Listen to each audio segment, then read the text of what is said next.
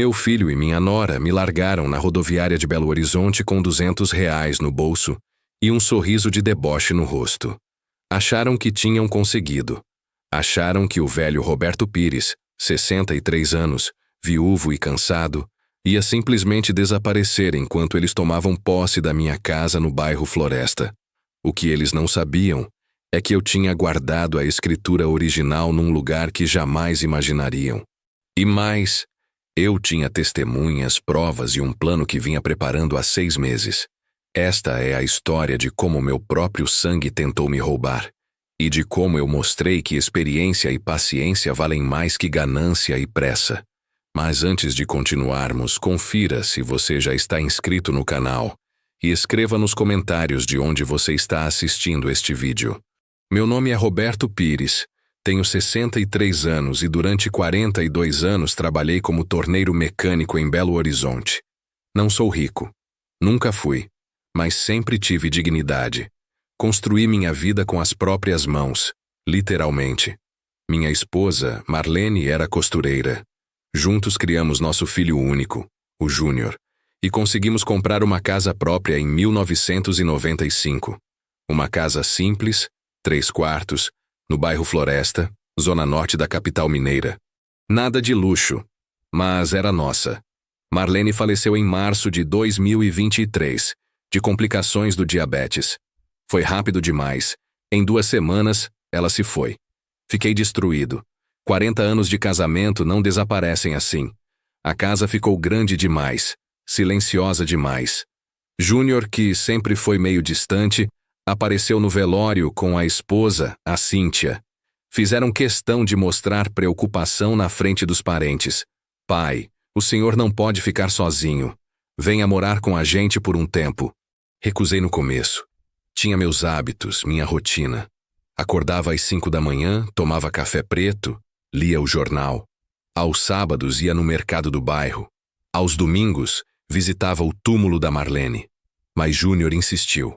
Pai, a casa do senhor precisa de reforma. O telhado está com goteira. A fiação é antiga. Deixa a gente cuidar disso enquanto o senhor descansa lá em casa. Parecia razoável. Eu estava cansado, de luto, sem energia para discutir. Em maio de 2023, mudei temporariamente para o apartamento do Júnior e da Cíntia em Contagem, região metropolitana. Um apartamento alugado, 2 quartos, num prédio sem elevador. Eles me deram o quarto menor, que na verdade era uma despensa adaptada. Tinha uma cama de solteiro, um guarda-roupa pequeno e uma janela que dava para o poço de ventilação. Mas eu pensei, é temporário. Logo volto para casa. Foi aí que tudo começou a mudar. Júnior pediu para eu assinar uns papéis. Documentos para a reforma, ele disse. Procuração para ele resolver as coisas com a prefeitura, tirar alvarás, essas burocracias. Eu assinei sem ler direito. Confiava no meu filho. Que pai não confiaria? As primeiras semanas foram toleráveis. Cíntia cozinhava, e eu ajudava com as contas de luz e água. Contribuía com parte da minha aposentadoria, que na época era de R$ 2.400. Não era muito, mas eu sempre fui de ajudar. Júnior trabalhava como vendedor numa loja de celulares. Cíntia era manicure, atendia em casa. Eles viviam no limite do orçamento, sempre reclamando de dívidas. Mas logo percebi mudanças no comportamento deles. Júnior começou a chegar tarde, sempre com sacolas de compras. Roupas novas, tênis de marca, eletrônicos. Cíntia trocou o celular, comprou uma TV nova para a sala. Quando perguntei sobre a reforma da casa, ele desconversava. Ainda estamos orçando, pai. Essas coisas demoram. Um dia, em julho, pedi para visitar minha casa. Só queria ver como estava, pegar algumas roupas que tinha deixado lá. Júnior ficou irritado. Pai, o senhor não entende. A casa está em obras. Tem entulho. É perigoso. Melhor esperar terminar. Mas que obras, Júnior? Faz 2 meses que estou aqui. Ele bateu a porta do quarto na minha cara. Não discuta comigo. Eu sei o que estou fazendo. Foi a primeira vez que senti medo. Medo do meu próprio filho. Naquela noite, deitado na cama estreita, comecei a juntar as peças. Os papéis que assinei. O comportamento evasivo. Os gastos repentinos. Algo estava muito errado. No dia seguinte, quando eles saíram, procurei pelos documentos que tinha assinado. Não encontrei nada. Revirei a casa inteira, com cuidado para não deixar rastros. Nada. Decidi agir. Peguei um ônibus até o bairro Floresta. Desci na praça perto de casa e caminhei até minha rua.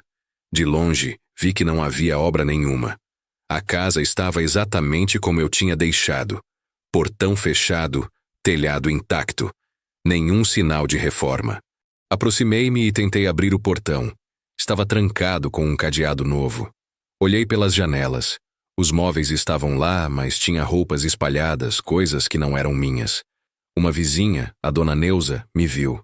Seu Roberto, pensei que o senhor tinha se mudado. Me mudado? Não, dona Neuza, estou só morando temporariamente com meu filho. Ela fez uma cara estranha. Seu filho esteve aqui semana passada com a esposa. Disseram que a casa agora é deles, que o senhor tinha doado. Doado? Senti o chão sumir dos meus pés. Voltei para a contagem atordoado. Doação? Eu nunca tinha doado nada. Tinha assinado uma procuração, só isso. Ou não. Comecei a me questionar. Será que nos papéis tinha algo mais? Será que eu, no meio do luto, da confusão emocional, tinha assinado sem perceber? Esperei Júnior chegar do trabalho. Estava nervoso, mas tentei manter a calma. Filho, preciso conversar com você. Sobre o que, pai? Sobre a casa. Passei lá hoje. Ele ficou pálido. O senhor fez o quê? Fui ver a casa. E não tem obra nenhuma. Júnior, o que está acontecendo? Ele mudou completamente. O rosto se fechou. A voz ficou dura. O senhor não devia ter ido lá. Mas é minha casa. Era sua casa, pai. Era. Como assim era? Agora é nossa. O senhor doou para mim. Lembra dos papéis que assinou? Senti uma raiva subir, misturada com pânico. Eu assinei uma procuração, Júnior. Não uma doação. Ele deu um sorriso cínico. Pai, o senhor estava confuso, de luto. Assinou o que eu pedi. E agora a casa está no meu nome. Já transferimos tudo. É legal, está tudo certo no cartório. Cíntia entrou na sala nesse momento. Ouviu a conversa e cruzou os braços. Seu Roberto, o senhor tem que entender. O senhor está velho, não consegue cuidar de uma casa sozinho. Era melhor assim. E a gente precisa de um lugar melhor para morar. Esse apartamento é alugado, está acabando com nosso orçamento. Eu estava tremendo. Tremendo de raiva, de impotência. Vocês me roubaram. Roubaram minha casa. A casa que eu e a Marlene construímos. Júnior deu de ombros. Roubamos nada. O senhor doou. Tem documento, tem tudo. E se o senhor tentar causar problema, a gente prova que o senhor não está bem da cabeça. Velho confuso, acabou de perder a esposa, não sabe o que assina. Aquela noite não dormi. Fiquei deitado, olhando para o teto, processando o que tinha acontecido. Meu filho tinha me roubado.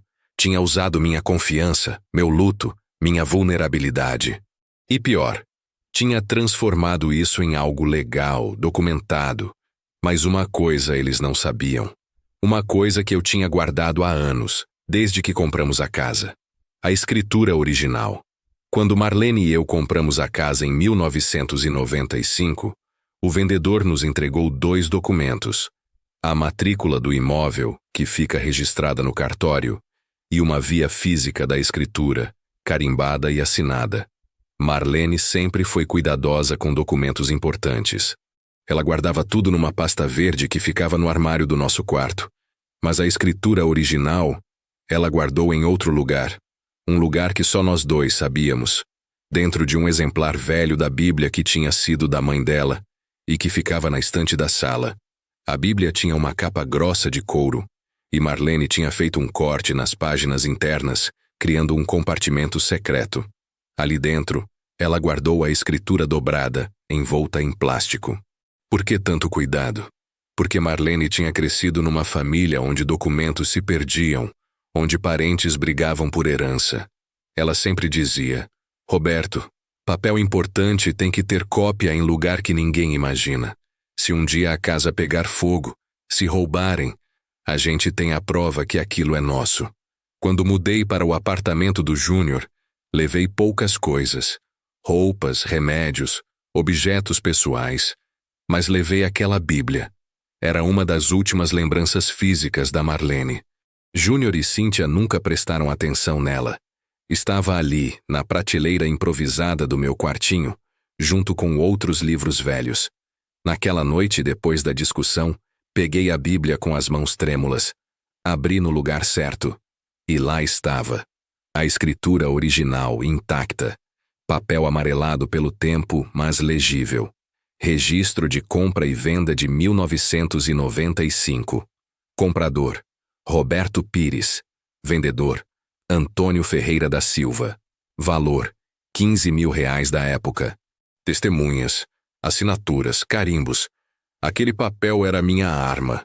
Mas eu precisava saber exatamente o que Júnior tinha feito. Precisava entender como ele tinha conseguido transferir a casa.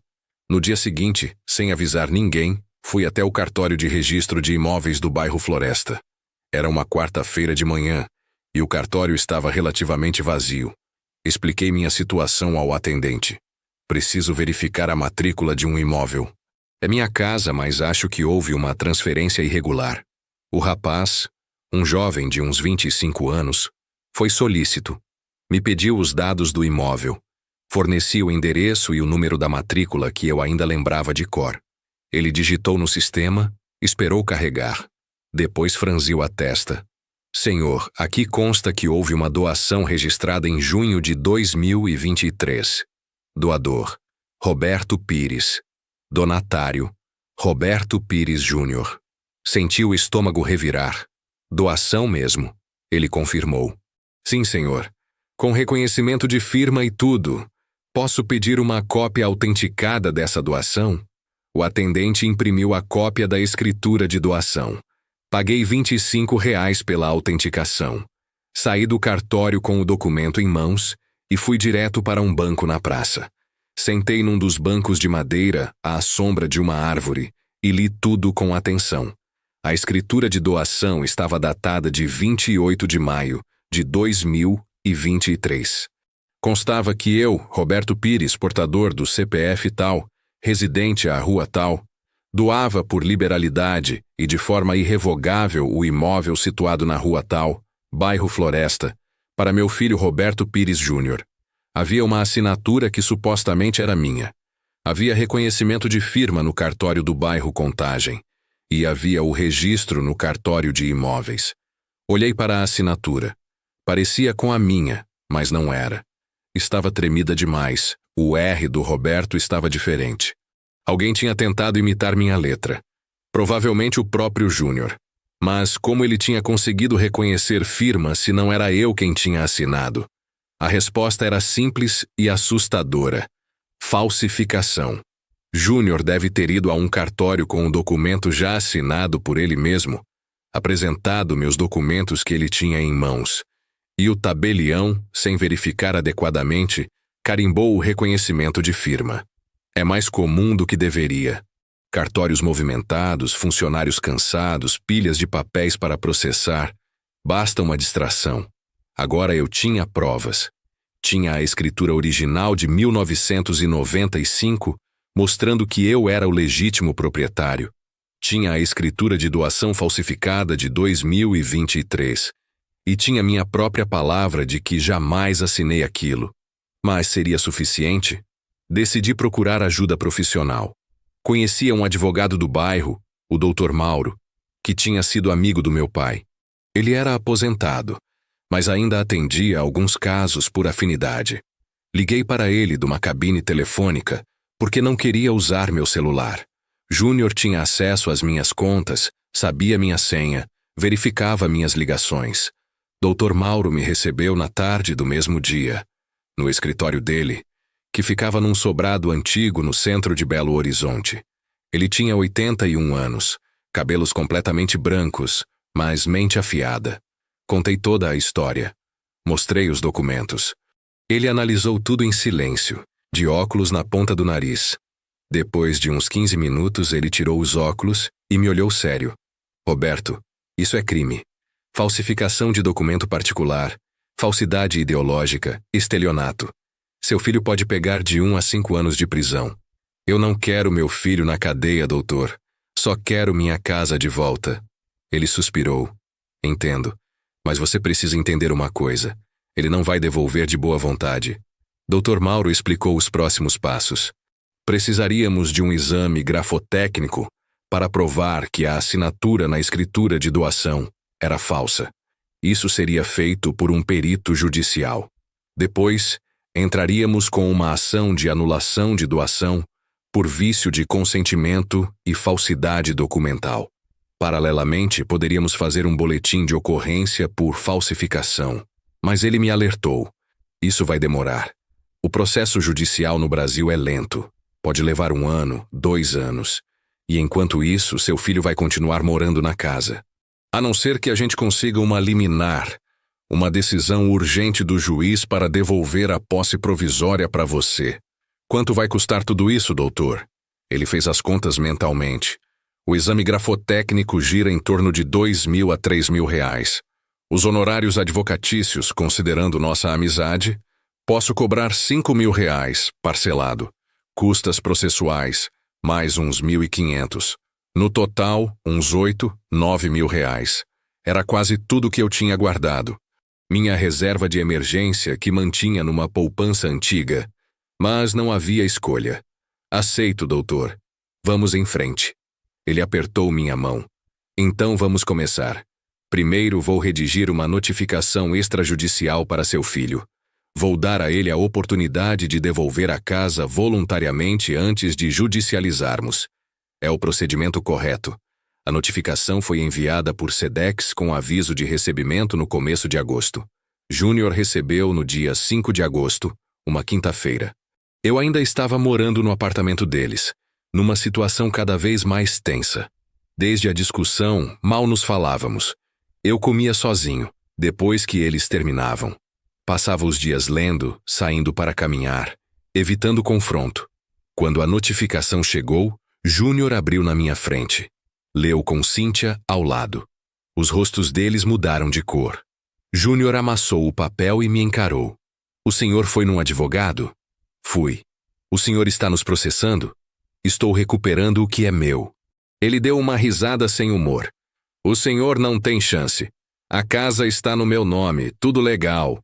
Cíntia estava nervosa, roendo unha. Júnior, e se ele provar que a assinatura é falsa? Não vai provar nada. Ela respondeu rispidamente. Mas ela não estava convencida. Naquela noite ouvi os dois discutindo no quarto. Paredes finas, dava para escutar tudo. Você disse que era seguro. Disse que ele nunca ia descobrir. E se a gente perder a casa? E se ele provar que foi forjado? Júnior tentava acalmar, mas a voz dele estava tensa. A gente não vai perder. Relaxa. Mas nos dias seguintes, o comportamento deles mudou drasticamente. Ficaram frios, calculistas. E eu percebi que estavam tramando algo. No dia 10 de agosto, uma segunda-feira, Júnior chegou em casa com uma proposta. Pai, a gente precisa conversar. Ele estava com Cíntia, e os dois tinham uma postura estranhamente conciliadora. Sentaram comigo na sala. Olha, a gente sabe que as coisas ficaram ruins entre nós, e a gente entende que o senhor está chateado. Fiquei calado esperando o golpe. A gente pensou aqui, e se a gente fizer um acordo? O senhor desiste do processo e a gente deixa o senhor morar na casa, tipo uma divisão. O senhor fica com 2 cômodos, a gente fica com o resto. Todo mundo ganha. Parecia razoável na superfície, mas eu sabia que era armadilha. Se eu aceitasse, estaria reconhecendo que eles eram donos. Estaria abrindo mão dos meus direitos. Agradeci, mas recusei. Júnior, a casa é minha. Não vou negociar o que já me pertence. Ele bateu com a mão na mesa. O senhor é teimoso demais. A gente está tentando ser bonzinho, e o senhor joga na nossa cara. Não estou jogando nada, só estou defendendo meu direito. Cíntia se levantou, furiosa. Então o senhor vai ver. Vai ver o que acontece quando não colabora. Nos dias seguintes começaram a me sabotar ativamente. Trancaram a geladeira com cadeado. dizendo que eu estava comendo demais. Cortaram meu acesso à internet. Mudaram a senha do Wi-Fi. Começaram a fazer barulho de madrugada de propósito, batendo portas, ligando som alto, para eu não conseguir dormir. Era uma tortura psicológica. Uma noite Cíntia entrou no meu quarto sem bater. Seu Roberto, amanhã o senhor precisa sair. Sair para onde? Para qualquer lugar. A gente vai fazer uma reforma aqui no quarto. O senhor pode ficar uns dias na casa de algum parente. Eu não tenho parente em Belo Horizonte. Então arruma um hotel, sei lá. O senhor não pode ficar aqui. Percebi que estavam tentando me expulsar. Queriam me deixar vulnerável, sem teto, para eu desistir da briga judicial. Liguei imediatamente para o Dr. Mauro. Ele me orientou. Roberto, não saia de lá. Se você sair voluntariamente, eles podem alegar abandono de lar. E isso enfraquece sua posição. Aguente firme. Aguentei. Na manhã seguinte, quando o Júnior veio repetir que eu precisava sair, olhei firme nos olhos dele. Não vou sair. Se vocês quiserem me tirar, vão ter que me tirar à força. E isso vai ser na frente da polícia. Ele ficou vermelho de raiva, mas recuou. Sabia que não poderia me expulsar legalmente. Mas a situação tinha se tornado insustentável. Eu precisava de uma estratégia melhor. Liguei para meu primo Agenor, que morava em Ribeirão das Neves, cidade vizinha. Agenor tinha 68 anos. Era aposentado da construção civil. Viúvo também. Sempre fomos próximos. Expliquei toda a situação para ele. Agenor ficou indignado. Primo, isso é uma vergonha. Seu próprio filho fazendo isso. Vem ficar aqui em casa. Tem um quarto sobrando. Era exatamente o que eu precisava. Mas antes de sair precisava garantir algumas coisas. Peguei todos os meus documentos importantes que estavam no apartamento. Certidão de nascimento, RG, CPF, carteira de trabalho, comprovantes de aposentadoria, a escritura original escondida na Bíblia. Guardei tudo numa mochila velha. Também tirei fotos de tudo com meu celular antigo. Fotos do meu quartinho minúsculo, das condições em que eu estava vivendo, da geladeira trancada, documentação, provas. No dia 15 de agosto, uma terça-feira, quando Júnior e Cíntia saíram para trabalhar, arrumei minhas poucas coisas e fui embora. Deixei um bilhete na mesa. Fui morar com o Agenor. Não desisti de nada. Nos vemos no tribunal. A casa do Agenor era simples, mas acolhedora. Ele morava sozinho desde que a esposa tinha falecido, uns 5 anos antes. Tinha uma casa de 3 quartos em Ribeirão das Neves, num bairro tranquilo. Me deu o quarto de hóspedes, com uma cama confortável, um guarda-roupa e uma janela com vista para o quintal. Pela primeira vez em meses, dormi direito. Agenor virou meu aliado. Ele me ajudou a organizar os documentos, me acompanhou nas reuniões com o Dr. Mauro, me deu apoio emocional. E mais importante, ele tinha contatos. Conhecia gente no bairro Floresta, gente que podia testemunhar sobre minha situação. No final de agosto, Dr. Mauro entrou com a ação judicial. Ação anulatória de escritura pública com pedido de liminar de reintegração de posse. Juntamos a escritura original de 1995, a escritura de doação falsificada e um laudo preliminar de um grafotécnico particular que eu tinha pagado. O perito confirmou. As assinaturas eram diferentes. A da doação era forjada. O pedido de liminar era para o juiz me devolver a posse da casa imediatamente, antes mesmo do julgamento final do processo. Dr. Mauro argumentou que havia prova inequívoca de falsificação, que eu era idoso, que estava vulnerável e que havia risco de dano irreparável se eu ficasse sem moradia.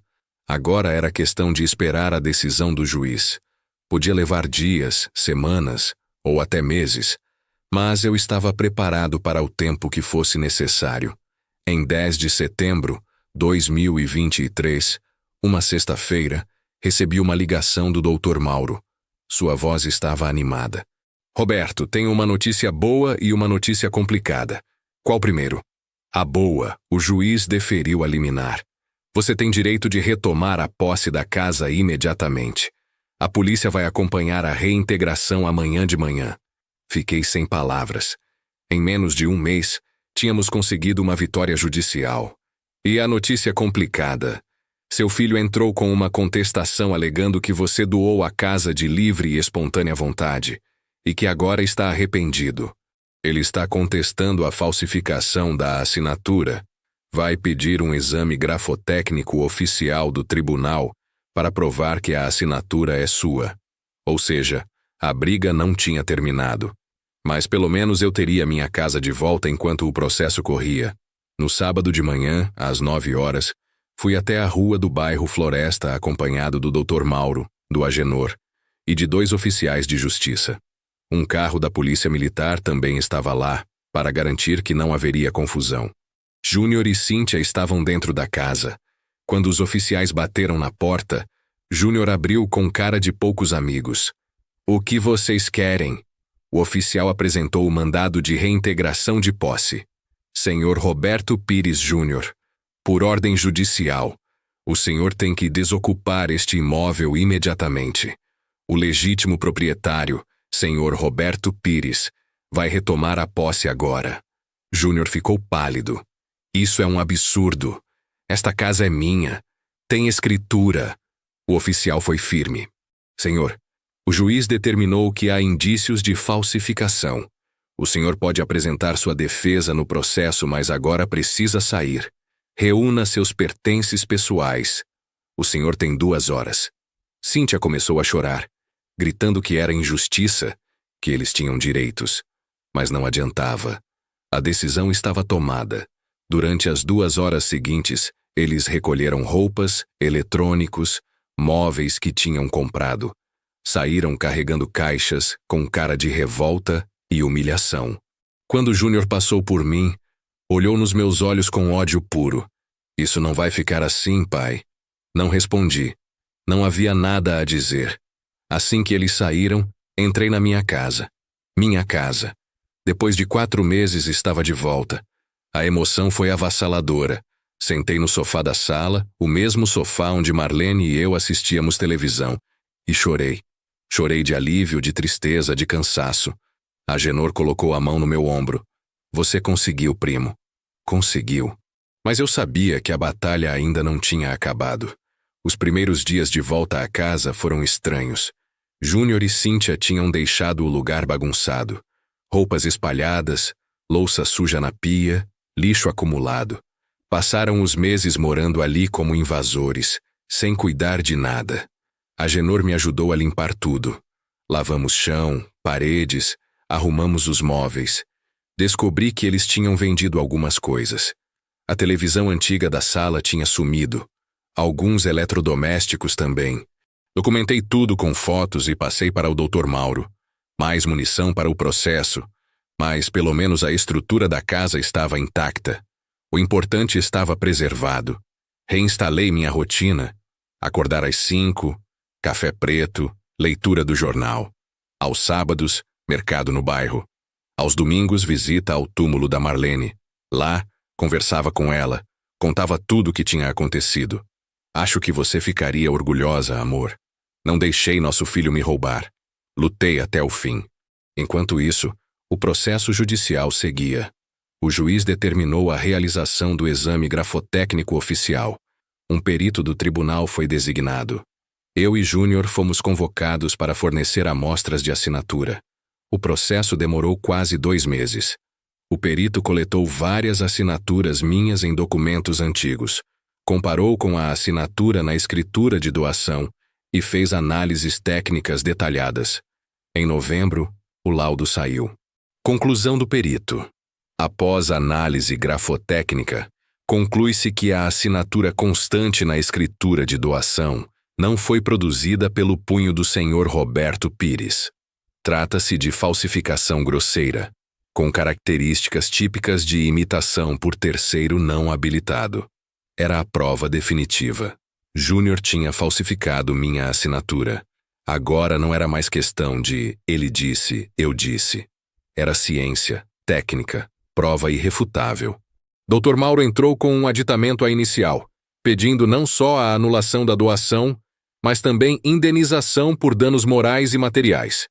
No começo de dezembro, Júnior tentou uma última cartada. Ele e Cíntia apareceram na porta da minha casa numa tarde de quinta-feira. Eu estava regando as plantas do quintal quando ouvi a campainha. Abri o portão e lá estavam eles. Júnior estava visivelmente abatido, magro, com olheiras. Cíntia tinha o rosto inchado de tanto chorar. Pai, a gente precisa conversar. Não temos nada para conversar, Júnior. Pai, por favor, a gente errou. A gente sabe que errou, mas a gente está desesperado. Olhei nos olhos dele. Pela primeira vez em meses, vi algo que parecia arrependimento genuíno. Ou talvez fosse só desespero. Júnior e Cíntia entraram. Sentamos na sala, a mesma sala onde meses antes ele tinha me humilhado, dizendo que a casa agora era dele. Havia um silêncio pesado. Cíntia chorava baixinho. Júnior mexia nas mãos, nervoso. Finalmente ele falou: Pai, eu estraguei tudo. Eu sei. A gente estava endividado, desesperado, cartão de crédito estourado, aluguel atrasado, e eu pensei que se a gente tivesse a casa, poderia vender, pagar as dívidas, recomeçar. Então você decidiu me roubar? Não era para ser assim. Eu pensei que o senhor nem ia perceber, que o senhor ia continuar morando aqui com a gente, todo mundo feliz. Mas aí o senhor descobriu, e as coisas saíram do controle. Saíram do controle porque você falsificou documentos, Júnior. Isso é crime. Ele abaixou a cabeça. Eu sei, pai. Eu sei. A polícia já me chamou para depor. O advogado deles disse que eu posso pegar até 5 anos de prisão. Cíntia soluçou mais alto. A gente não tem dinheiro para advogado, seu Roberto. A gente está morando na casa da minha mãe, num quartinho apertado. Perdemos tudo. Parte de mim sentia pena. Eram 2 adultos que tinham feito escolhas terríveis e agora estavam pagando o preço. Mas outra parte de mim, a parte que tinha sido traída, humilhada, expulsa da própria casa, não conseguia esquecer. O que vocês querem de mim? Júnior levantou os olhos, vermelhos. A gente quer pedir perdão. E a gente quer saber se o senhor pode retirar a queixa-crime. A queixa-crime. Dr. Mauro tinha registrado um boletim de ocorrência por falsificação de documento. O processo criminal estava correndo paralelamente ao processo civil. Se condenado, Júnior teria ficha criminal além de possível prisão. Retirar a queixa significaria que ele não seria processado criminalmente, mas ainda responderia no civil pela anulação da doação. Pensei por um longo tempo. Júnior era meu filho. Meu único filho. O filho que Marlene tinha carregado, parido, amamentado, criado. Ela jamais iria querer vê-lo preso, mas também não iria querer vê-lo transformado num ladrão, num vigarista. Vou pensar. Não prometo nada, mas vou pensar. Eles agradeceram e foram embora. Naquela noite conversei com o Agenor sobre isso. Ele foi categórico. Primo, se você perdoar, vai mostrar fraqueza. Ele vai achar que pode fazer de novo. Não, Agenor. Ele não vai poder fazer de novo. O processo civil vai deixar isso claro. A casa volta oficialmente para mim. Ele perde todos os direitos. E criminalmente, se eu retirar a queixa, ele fica com uma advertência moral, mas sem ficha criminal. Mas ele merece ser punido. Merece. Mas punição não é só cadeia. Ele perdeu a casa, perdeu a confiança do pai, perdeu a reputação. Isso já é punição. Agenor balançou a cabeça discordando, mas respeitou minha decisão. Em janeiro de 2024, o juiz proferiu a sentença final no processo civil. Li o documento inteiro, página por página. A linguagem jurídica era rebuscada, mas a conclusão era clara. Diante das provas produzidas, especialmente o laudo grafotécnico, que atesta a falsidade da assinatura do autor na escritura de doação, julgo procedente o pedido para declarar nula a doação do imóvel situado na Rua Tal, bairro Floresta, Belo Horizonte, efetuada em nome de Roberto Pires Júnior. Determino o retorno do imóvel ao patrimônio do autor Roberto Pires, com a averbação da nulidade no registro de imóveis competente. Condeno o réu ao pagamento de indenização por danos morais no valor de R$ 10.000, além de custas processuais e honorários advocatícios. Era a vitória total. A casa voltava oficialmente para mim. Júnior teria que me pagar R$ 10.000 de indenização, mais uns 5.000 de custas e honorários. Ele não tinha esse dinheiro, claro. Provavelmente ia pagar parcelado, descontando do salário pelo resto da vida. Mas a mensagem estava dada. Não se rouba impunemente. Quanto à queixa-crime, decidi retirar. Não por fraqueza, mas por estratégia. Marquei uma reunião com Júnior, Cíntia e o Dr. Mauro como testemunha. Foi no escritório do advogado numa tarde de fevereiro. Júnior, eu vou retirar a queixa criminal. Mas em troca você vai assinar um termo de confissão de dívida e um acordo de distanciamento. O que é isso? A confissão de dívida é um documento onde você reconhece que me deve R$ 10.000 de indenização, mais 5.000 de custas, e se compromete a pagar em parcelas de R$ 500 por mês. Se atrasar 3 parcelas, o valor integral vence, e eu posso penhorar seus bens. E o distanciamento? É um acordo onde você se compromete a não me procurar, não aparecer na minha casa, não me ligar, não me contactar de forma alguma pelos próximos 2 anos. Só vamos ter contato se eu autorizar. Júnior estava arrasado, mas concordou. Assinou tudo. Cíntia também assinou como testemunha. Saíram do escritório cabisbaixos, carregando o peso da vergonha e do erro. Eu saí com a sensação de justiça feita. Não era uma vitória feliz. Vitórias contra a própria família nunca são. Mas era necessária. De fevereiro a junho de 2024, minha vida se estabilizou. A casa estava registrada novamente em meu nome. Júnior estava pagando a indenização direitinho. R$ 500 todo dia 5 do mês. Depositados na minha conta. Não tínhamos contato. Ele cumpria o acordo de distanciamento. Retomei minha rotina social. Voltei a frequentar o grupo de apoio da igreja, onde idosos se reuniam para conversar, jogar dominó, tomar café. Dona Neuza, a vizinha, virava e mexia aparecia com um bolo, uma marmita. Seu Roberto, depois de tudo que o senhor passou, merece carinho. E eu aceitava agradecido. Também comecei a fazer trabalho voluntário. 2 vezes por semana. Ia numa ONG que ajudava idosos em situação de vulnerabilidade. Muitos deles tinham histórias parecidas com a minha. Filhos que roubavam, netos que se aproveitavam, famílias que esqueciam dos mais velhos. Eu ouvia, aconselhava, compartilhava minha experiência. Virei uma espécie de referência. O velho que enfrentou o filho e venceu. Em abril, recebi uma ligação inesperada. Era de uma jornalista de um site de notícias local. Senhor Roberto, soubemos da sua história através do Dr. Mauro. Gostaríamos de fazer uma matéria sobre casos de violação de direitos de idosos. O senhor toparia dar uma entrevista? Hesitei. Não queria exposição. Mas pensei, se minha história pode ajudar outros idosos a se defenderem, vale a pena. Aceitei, mas pedi para não divulgarem meu sobrenome completo nem fotos do meu rosto. Queriam preservar minha privacidade. A matéria saiu em maio, com o título Idoso recupera casa roubada por filho após batalha judicial. A repercussão foi grande. Recebi mensagens de apoio, ligações de gente que estava passando por situações semelhantes pedindo conselho. Virei, sem querer, um símbolo de resistência. Mas também recebi críticas. Gente dizendo que eu deveria ter perdoado o filho, que família é sagrada, que o sangue é mais importante que qualquer coisa. Tentei não ligar. Cada um tem sua opinião. Em junho, numa tarde de domingo, estava no cemitério visitando o túmulo da Marlene, quando vi uma figura conhecida a alguns túmulos à frente. Era Júnior. Ele também estava visitando o túmulo da mãe. Nossos olhares se cruzaram. Ele pareceu querer se aproximar, mas hesitou. Lembrou do acordo de distanciamento. Fiz um gesto com a cabeça, autorizando. Ele se aproximou devagar. Oi, pai. Oi, Júnior. Há quanto tempo? Os 2 anos de distanciamento ainda estavam valendo, mas naquele lugar, diante do túmulo de Marlene, parecia apropriado quebrar a regra por alguns minutos. Ficamos ali, lado a lado, olhando para o túmulo da Marlene.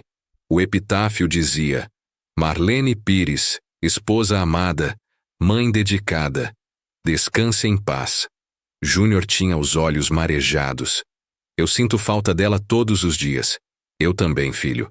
Ela teria ficado muito decepcionada comigo. Teria. Mas também teria ficado feliz que você está tentando se redimir. Ele limpou as lágrimas. Pai, eu estou pagando a indenização certinho. Eu sei. E estou fazendo terapia. Cíntia também. A gente está tentando reconstruir nossa vida. Fico feliz em saber como estão as coisas financeiramente.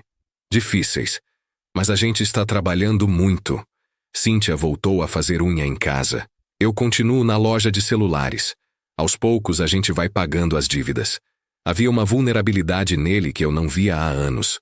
O Júnior arrogante, cheio de si, tinha desaparecido. No lugar havia um homem quebrado, tentando juntar os cacos. Pai, eu sei que não tenho o direito de pedir nada. Mas um dia, quando os 2 anos acabarem, será que a gente pode tentar reconstruir nossa relação? Olhei para ele, para o filho que tinha me traído, mas que também era o filho que Marlene tinha amado incondicionalmente. Podemos tentar. Não prometo nada, mas podemos tentar. Ele assentiu emocionado. Obrigado, pai. Obrigado por me dar essa chance. Nos despedimos ali. Cada um voltou para sua vida. Mas algo tinha mudado. Uma porta que estava trancada tinha se aberto uma fresta. Não era reconciliação plena. Talvez nunca fosse. Mas era um começo. Nos meses seguintes, continuei minha rotina. A casa estava em ordem, as finanças estáveis, a saúde razoável para um homem de 63 anos. Tinha azia de vez em quando, dor nas costas, mas nada grave. Em setembro fiz 64 anos. Agenor organizou um almoço na casa dele. Vieram alguns amigos do bairro, pessoal da igreja, do grupo de apoio. Foi simples, mas significativo. Bolo de chocolate, guaraná, conversas boas. Alguém fez um brinde. Ao Roberto, homem de fibra, que nos ensinou que nunca é tarde para lutar pelos nossos direitos. Agradeci emocionado. Mas no fundo, eu sabia que não tinha sido só sobre direitos. Tinha sido sobre dignidade, sobre não aceitar ser tratado como descartável, sobre provar, para mim mesmo, que ainda tinha valor. Outubro de 2024. 1 ano e 5 meses desde que retomei a posse da casa. A vida tinha voltado ao normal, ou a um novo normal. A casa estava bem cuidada. Tinha pintado a fachada, consertado o telhado que realmente tinha algumas goteiras, trocado a fiação elétrica. Usei parte da indenização que Júnior estava pagando para essas reformas. O relacionamento com Júnior continuava distante, mas cordial. Ele pagava religiosamente os R$ 500 todo mês. Nunca atrasou. E respeitava o acordo de distanciamento. Não aparecia, não ligava. Eu sabia de notícias dele através de Dona Neuza, que às vezes esbarrava com Cíntia no mercado.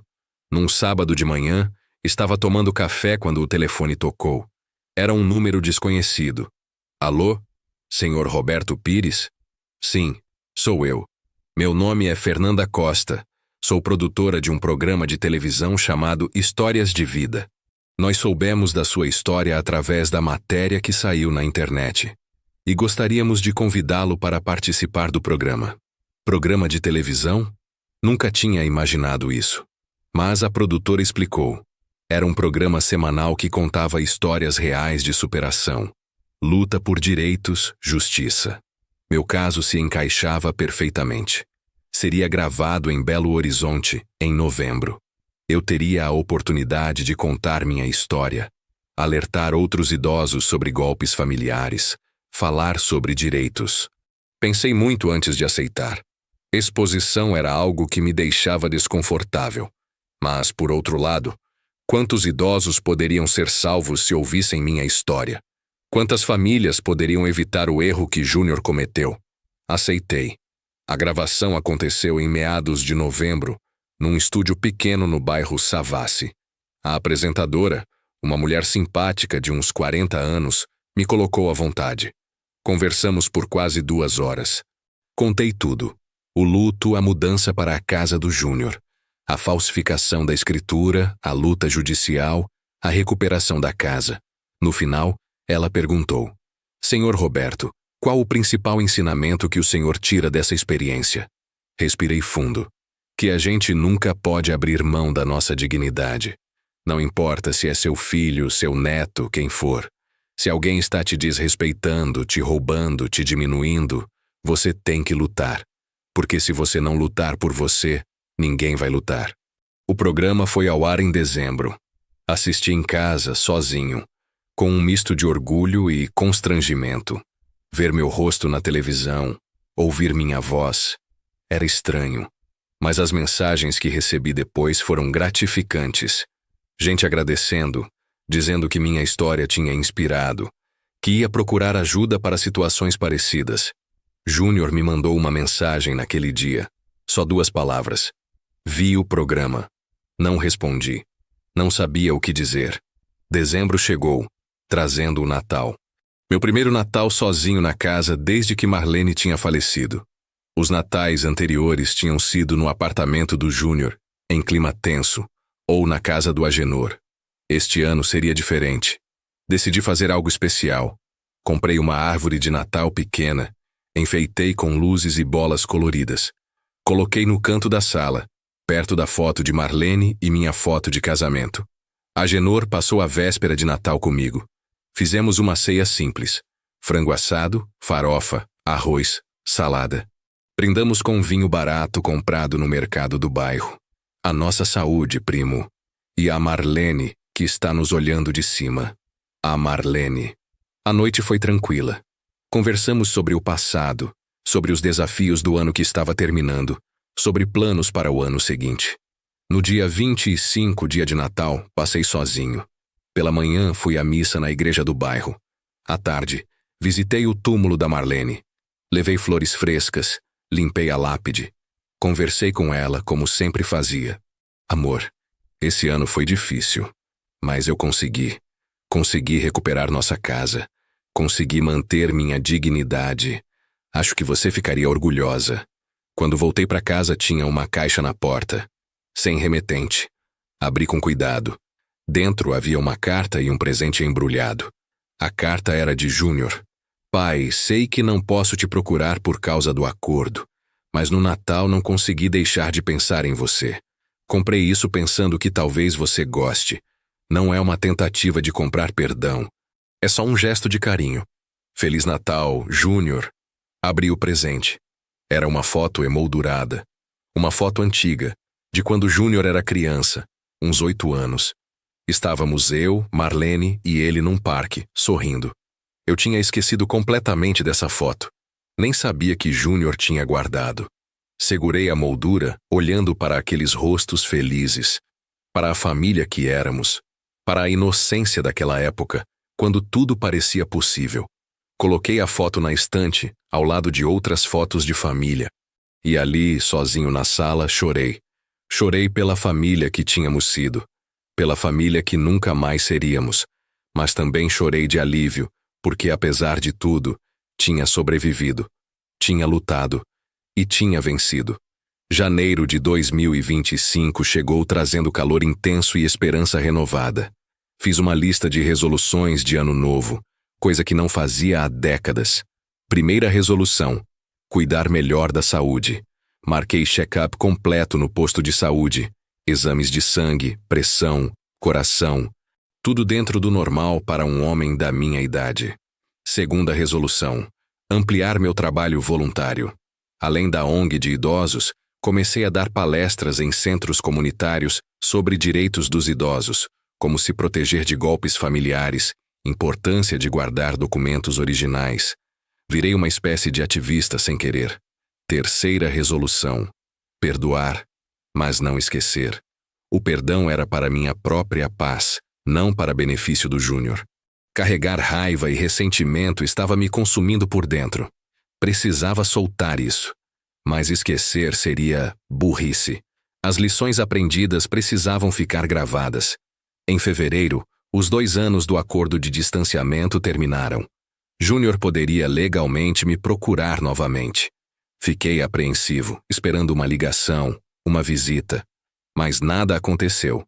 Ele continuou respeitando a distância, pagando a indenização mensalmente, vivendo a vida dele. E eu, a minha. Até que em março recebi um convite inesperado. Era um envelope simples, entregue pelos correios. Dentro, um convite de casamento. Júnior e Cíntia iam renovar os votos matrimoniais numa cerimônia íntima. Só família e amigos próximos. E eu estava convidado. Fiquei olhando para aquele convite por horas. Renovação de votos, símbolo de recomeço, de compromisso renovado. Será que era também um pedido implícito de reconciliação? Liguei para o Agenor. Primo, o que você acha? Devo ir? Ele foi direto. Você quer ir? Essa é a pergunta certa. Queria? Parte de mim queria. Queria ver meu filho feliz, reconstruindo sua vida. Queria acreditar que as pessoas podem mudar, que erros podem ser redimidos. Mas outra parte tinha medo. Medo de me machucar novamente. Medo de que fosse uma armadilha emocional. Decidi ir, mas com limites claros.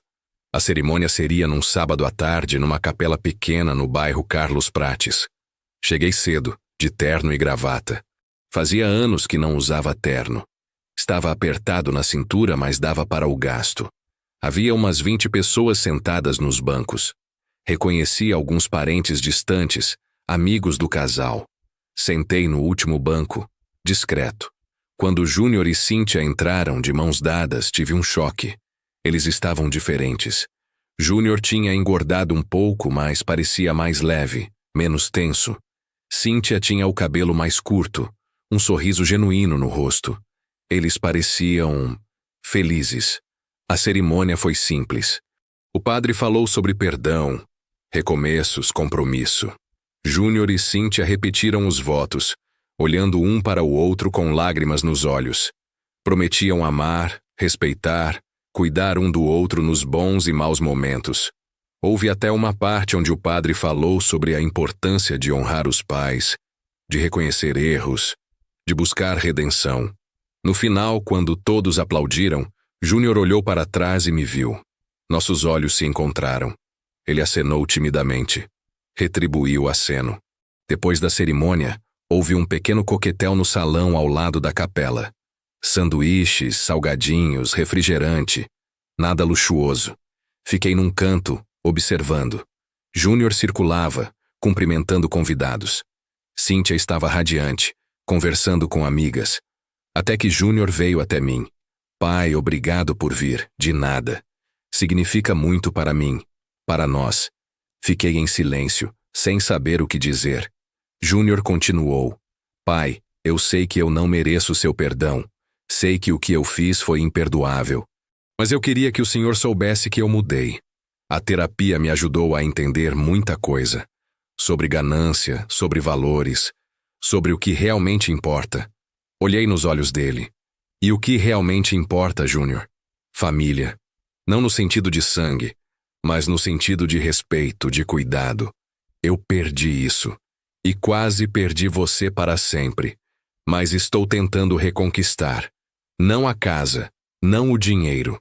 Só a possibilidade de um dia você me chamar de filho novamente sem sentir nojo. Era um discurso bonito. Ensaiado, talvez. Mas havia sinceridade na voz dele. Júnior, você sempre será meu filho. Isso não muda, mas confiança é algo que se reconstrói devagar. Ele assentiu. Eu sei. E estou disposto a fazer isso, pelo tempo que for necessário. Cíntia se aproximou. Seu Roberto, obrigada por ter vindo. Significa muito. Eu queria pedir desculpas também. Eu fui cúmplice em tudo. Eu sabia que era errado, mas deixei a ganância falar mais alto. Aceitei as desculpas com um aceno de cabeça. Saí da cerimônia com sentimentos misturados. Esperança, cautela, tristeza, alívio. Tudo junto. De abril a agosto de 2025, meu relacionamento com Júnior foi sendo reconstruído lentamente, como uma ponte sendo erguida tábua por tábua. Começamos com telefonemas quinzenais, conversas curtas, superficiais. Como está o tempo? Como está a saúde? Tudo bem no trabalho? Nada profundo, mas era um começo. Em maio, Júnior me convidou para almoçar, num restaurante neutro, longe de casa. Aceitei. Foi estranho no começo, os dois sentados frente a frente procurando assunto, mas aos poucos a conversa fluiu. Ele me contou sobre o trabalho, sobre as metas de vendas, sobre os planos de fazer um curso técnico em eletrônica. Eu contei sobre o trabalho voluntário, sobre as palestras que estava dando. Não falamos sobre o passado, não naquele dia. Era cedo demais. Em junho, ele me convidou para conhecer o apartamento novo onde ele e Cíntia tinham se mudado. Não era mais na casa da mãe dela. Era um apartamento alugado pequeno, mas digno, no bairro Betim. 2 quartos, sala, cozinha. Arrumado com gosto, móveis simples mas bonitos. Cíntia preparou um almoço. Frango com quiabo, arroz, feijão tropeiro. Comida mineira, do jeito que eu gostava. Comemos os 3 juntos, conversando sobre amenidades. Depois do almoço, Júnior me mostrou o quarto deles. Na parede, havia uma foto emoldurada, a mesma foto que ele tinha me dado no Natal. Nós 3 no parque sorrindo. Pai, eu olho para essa foto todo dia, para lembrar de quem eu quero ser. Não o homem que traiu o pai, mas o menino daquela foto, que amava o pai incondicionalmente. Fiquei emocionado. Pela primeira vez em 2 anos, abracei meu filho. Um abraço apertado, demorado. Ele chorou no meu ombro. Desculpa, pai. Desculpa por tudo. Está tudo bem, filho. Não está tudo bem ainda. Mas vai ficar. Em julho, Júnior terminou de pagar a indenização. Os R$ 500 mensais que ele tinha se comprometido a pagar por 30 meses. Depositou a última parcela no dia 5 de julho. Me ligou no mesmo dia. Pai, acabei de depositar a última parcela. Eu vi. Obrigado por ter cumprido até o fim. Era o mínimo que eu podia fazer. E agora? Agora você vive sua vida. Sem dívidas pendentes comigo. Recomeça. Ele ficou em silêncio por um momento. Pai, posso perguntar uma coisa? Pode. O senhor me perdoou de verdade? Ou ainda guarda ressentimento? Essa pergunta do Júnior me pegou desprevenido. Perdão. Uma palavra tão pequena, mas tão carregada. Júnior, perdão não é apagar o que aconteceu. Não é fingir que a dor não existiu. É escolher não deixar que essa dor te destrua. E sim, eu te perdoei. Mas isso não significa que eu esqueci. Ouvi a respiração dele do outro lado da linha, irregular, emocionada. Eu entendo e aceito. Só queria saber se um dia, talvez, a gente poderia ser pai e filho de verdade novamente. Já somos pai e filho, Júnior. Sempre fomos. O que mudou foi a confiança. E confiança se reconstrói com tempo e atitudes consistentes. Nos meses seguintes, Júnior provou que estava comprometido com essa reconstrução. Aparecia regularmente 1 vez por mês para visitar. Sempre avisando antes, nunca invadindo meu espaço. Trazia coisas pequenas. Um bolo que Cíntia tinha feito. Um jornal que sabia que eu gostava. Uma foto antiga que tinha encontrado. Em agosto, organizamos um almoço especial. Era aniversário de Marlene. Ela faria 71 anos se estivesse viva. Júnior sugeriu que fôssemos os 3, ele, Cíntia e eu, ao túmulo dela pela manhã, e depois almoçássemos juntos em casa. Aceitei. No cemitério ficamos os 3 diante do túmulo. Júnior levou flores frescas.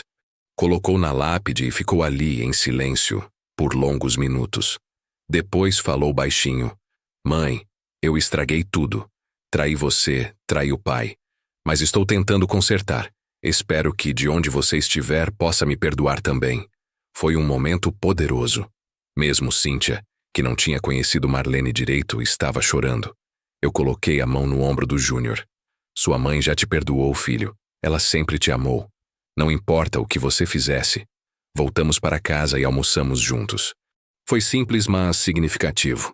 Macarrão à bolonhesa, salada, pão de alho. Conversamos sobre Marlene, sobre as histórias de quando Júnior era criança, sobre os natais em família, os aniversários, as viagens simples que fazíamos para cidades do interior. Era a primeira vez, desde que tudo tinha acontecido, que conseguíamos falar do passado sem dor, Só com saudade. Uma saudade boa, do tipo que aquece o coração em vez de partir. Chegamos a setembro de 2025. Já fazia 2 anos desde que tinha retomado a casa. E 4 meses desde que Júnior tinha terminado de pagar a indenização. Nossa relação estava, digamos, estável. Não éramos íntimos como antes, mas havia respeito mútuo e um carinho genuíno renascendo. Foi nesse mês que aconteceu algo que testaria se a mudança de Júnior era real ou superficial. Recebi um telefonema de um tio distante, irmão do meu pai, que morava em Juiz de Fora. Tio Geraldo tinha 92 anos e estava muito doente. Pedia para eu ir visitá-lo uma última vez antes de morrer. Eu queria ir, mas o problema era transporte. Juiz de Fora ficava a mais de 200 quilômetros de Belo Horizonte. Ônibus demorava quase 5 horas. Eu não dirigi mais. Tinha vendido meu carro anos atrás. Pensei em pedir carona para o Agenor, mas ele estava com problema na coluna. Não podia fazer viagem longa. Liguei para Júnior, só para avisar que eu ia viajar, que ficaria fora uns 3 dias. Ah, o senhor vai de ônibus? Vou. Não tem outro jeito. Pai, eu posso te levar. Fiquei surpreso. Você? Mas Juiz de Fora é longe. Eu sei, mas eu tenho folga no fim de semana. Posso te levar no sábado cedo. O senhor fica lá e eu te busco segunda de manhã. Era uma oferta genuína. Hesitei, mas aceitei. No sábado, às 6 da manhã, Júnior estava na porta de casa com o carro dele, um Gol velho mas conservado. Cíntia veio junto. Entramos os 3 no carro e pegamos a estrada. Durante a viagem, conversamos sobre diversos assuntos. Júnior me contou que tinha sido promovido na loja. Agora era supervisor de vendas. Cíntia disse que tinha conseguido alugar um espaço pequeno no centro e aberto um salão de beleza. As coisas estavam melhorando para eles. Chegamos em Juiz de Fora antes do meio-dia. Júnior me deixou na casa do tio Geraldo, no bairro São Mateus. Pai, qualquer coisa me liga. A gente está hospedado num hotel aqui perto. Obrigado, filho. Passei o fim de semana com o tio Geraldo. Conversamos muito. Ele estava lúcido, mas frágil. Sabia que ia morrer em breve. Me agradeceu por ter ido. Dizia que não queria morrer sozinho, esquecido. Garanti que ele não seria esquecido. Segunda de manhã, conforme combinado, Júnior estava lá para me buscar. Voltamos para Belo Horizonte. No caminho, ele falou algo que me marcou. Pai, obrigado por ter confiado em mim para essa viagem. Sei que depois de tudo não era óbvio que o senhor fosse confiar. Júnior, confiança se reconstrói. E você está fazendo a sua parte. Outubro chegou trazendo primavera e temperaturas mais amenas. Minha saúde continuava boa. Completei 64 anos com disposição de um homem mais jovem. Continuava com meu trabalho voluntário, minhas palestras, minha rotina tranquila.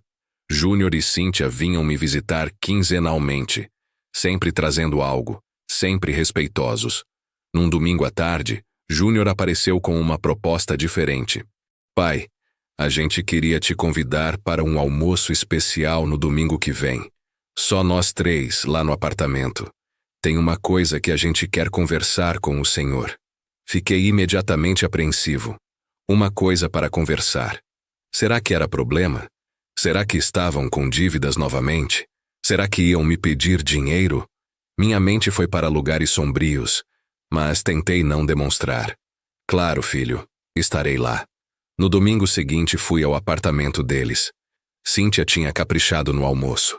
Feijoada completa, com todos os acompanhamentos. Couve, laranja, farofa, torresmo. Sobremesa de pudim. Comemos tranquilamente, conversando sobre amenidades. Depois do almoço, sentamos na sala. Júnior e Cíntia estavam visivelmente nervosos. Pai, a gente tem uma notícia. Pode falar. Cíntia está grávida. Levei uns segundos para processar. Grávida? Você vai ser avô, pai. Júnior tinha lágrimas nos olhos. A emoção me atingiu como uma onda. Avô. Eu ia ser avô. Isso era inesperado. Maravilhoso. Assustador. Parabéns. Fiquei de pé, abracei os 2. Estou muito feliz por vocês. Cíntia estava no 3º mês de gestação. Se tudo corresse bem, o bebê nasceria em abril. Ainda não sabiam o sexo. Estavam com medo de contar para mim, achando que eu não ia querer me envolver por causa do passado. Mas eu garanti: passado é passado. Esse bebê é uma nova vida, uma nova chance para todos nós. Pode contar comigo. Nos meses seguintes, acompanhei a gestação de perto. Ia aos ultrassons quando convidado. Ajudei a comprar algumas coisas para o enxoval. Um berço simples, roupinhas, fraldas. Não tinha muito dinheiro, mas contribuía dentro do possível. Em dezembro fizeram o chá revelação. Era um menino. Iam chamar de Miguel.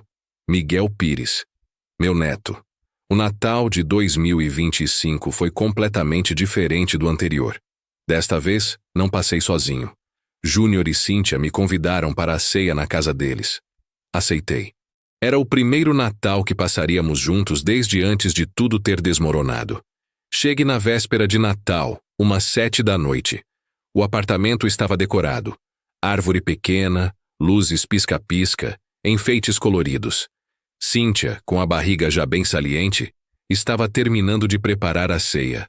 Peru assado, farofa, arroz, salpicão. Cheiro maravilhoso. Jantamos os três, conversando, rindo. Júnior contou histórias engraçadas do trabalho. Cíntia falou sobre o salão, sobre as clientes malucas. Eu contei sobre minhas palestras, sobre os idosos que tinha ajudado. Era uma ceia simples, mas calorosa. Depois da ceia, trocamos presentes.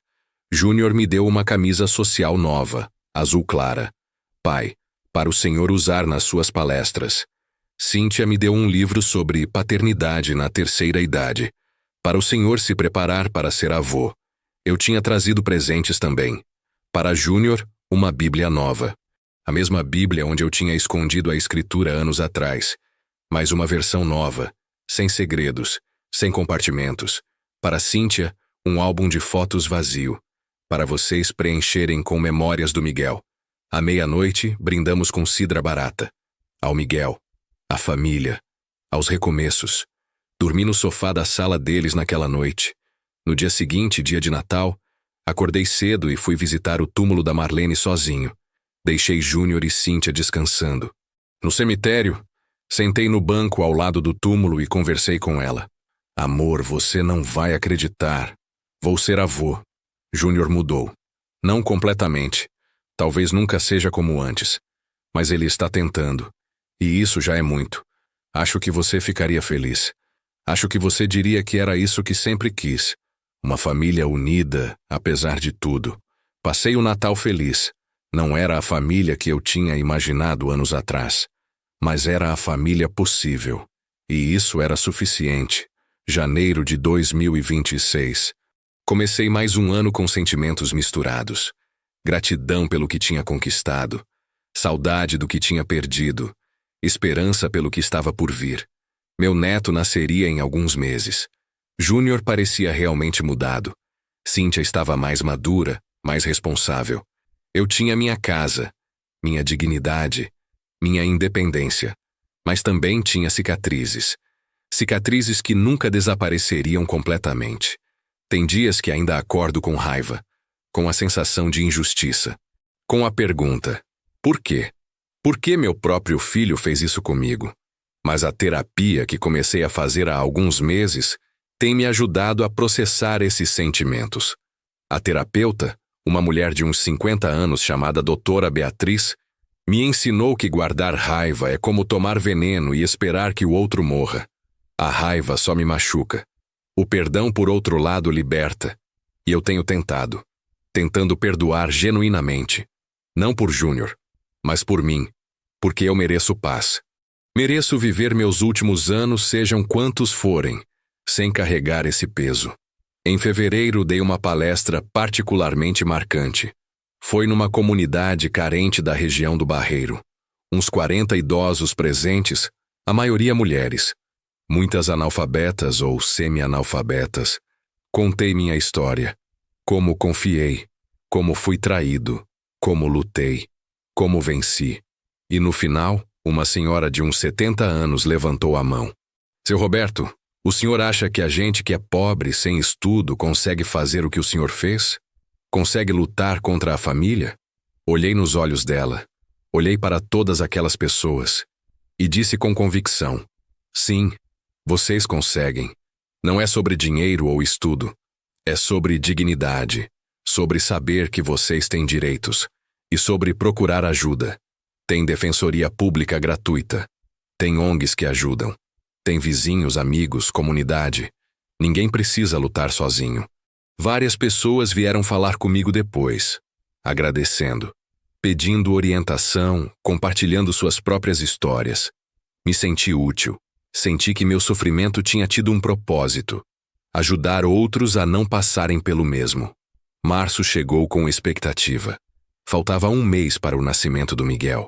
Júnior e Cíntia estavam em modo preparação total, comprando últimas coisas, arrumando o quartinho do bebê, fazendo cursos de gestante.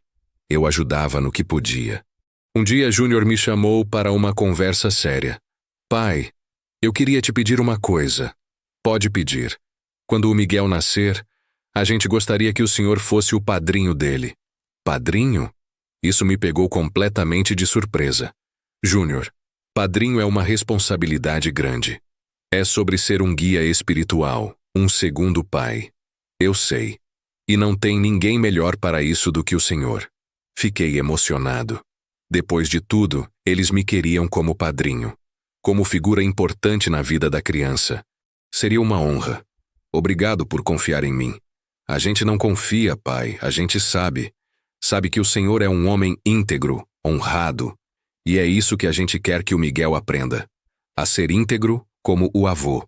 Nos dias seguintes, comecei a pensar no que significava ser padrinho, ser avô. Era uma chance de passar valores, de ensinar, de deixar um legado. Não um legado material, mas um legado moral. Queria que Miguel soubesse, quando crescesse, que o avô tinha lutado pelo que era certo, que não tinha desistido mesmo quando tudo parecia perdido. Em 28 de março, uma sexta-feira, recebi uma ligação às 3 da madrugada. Era Júnior, nervoso. Pai, a Cíntia está em trabalho de parto. A gente está indo para a maternidade. Pode vir? Claro.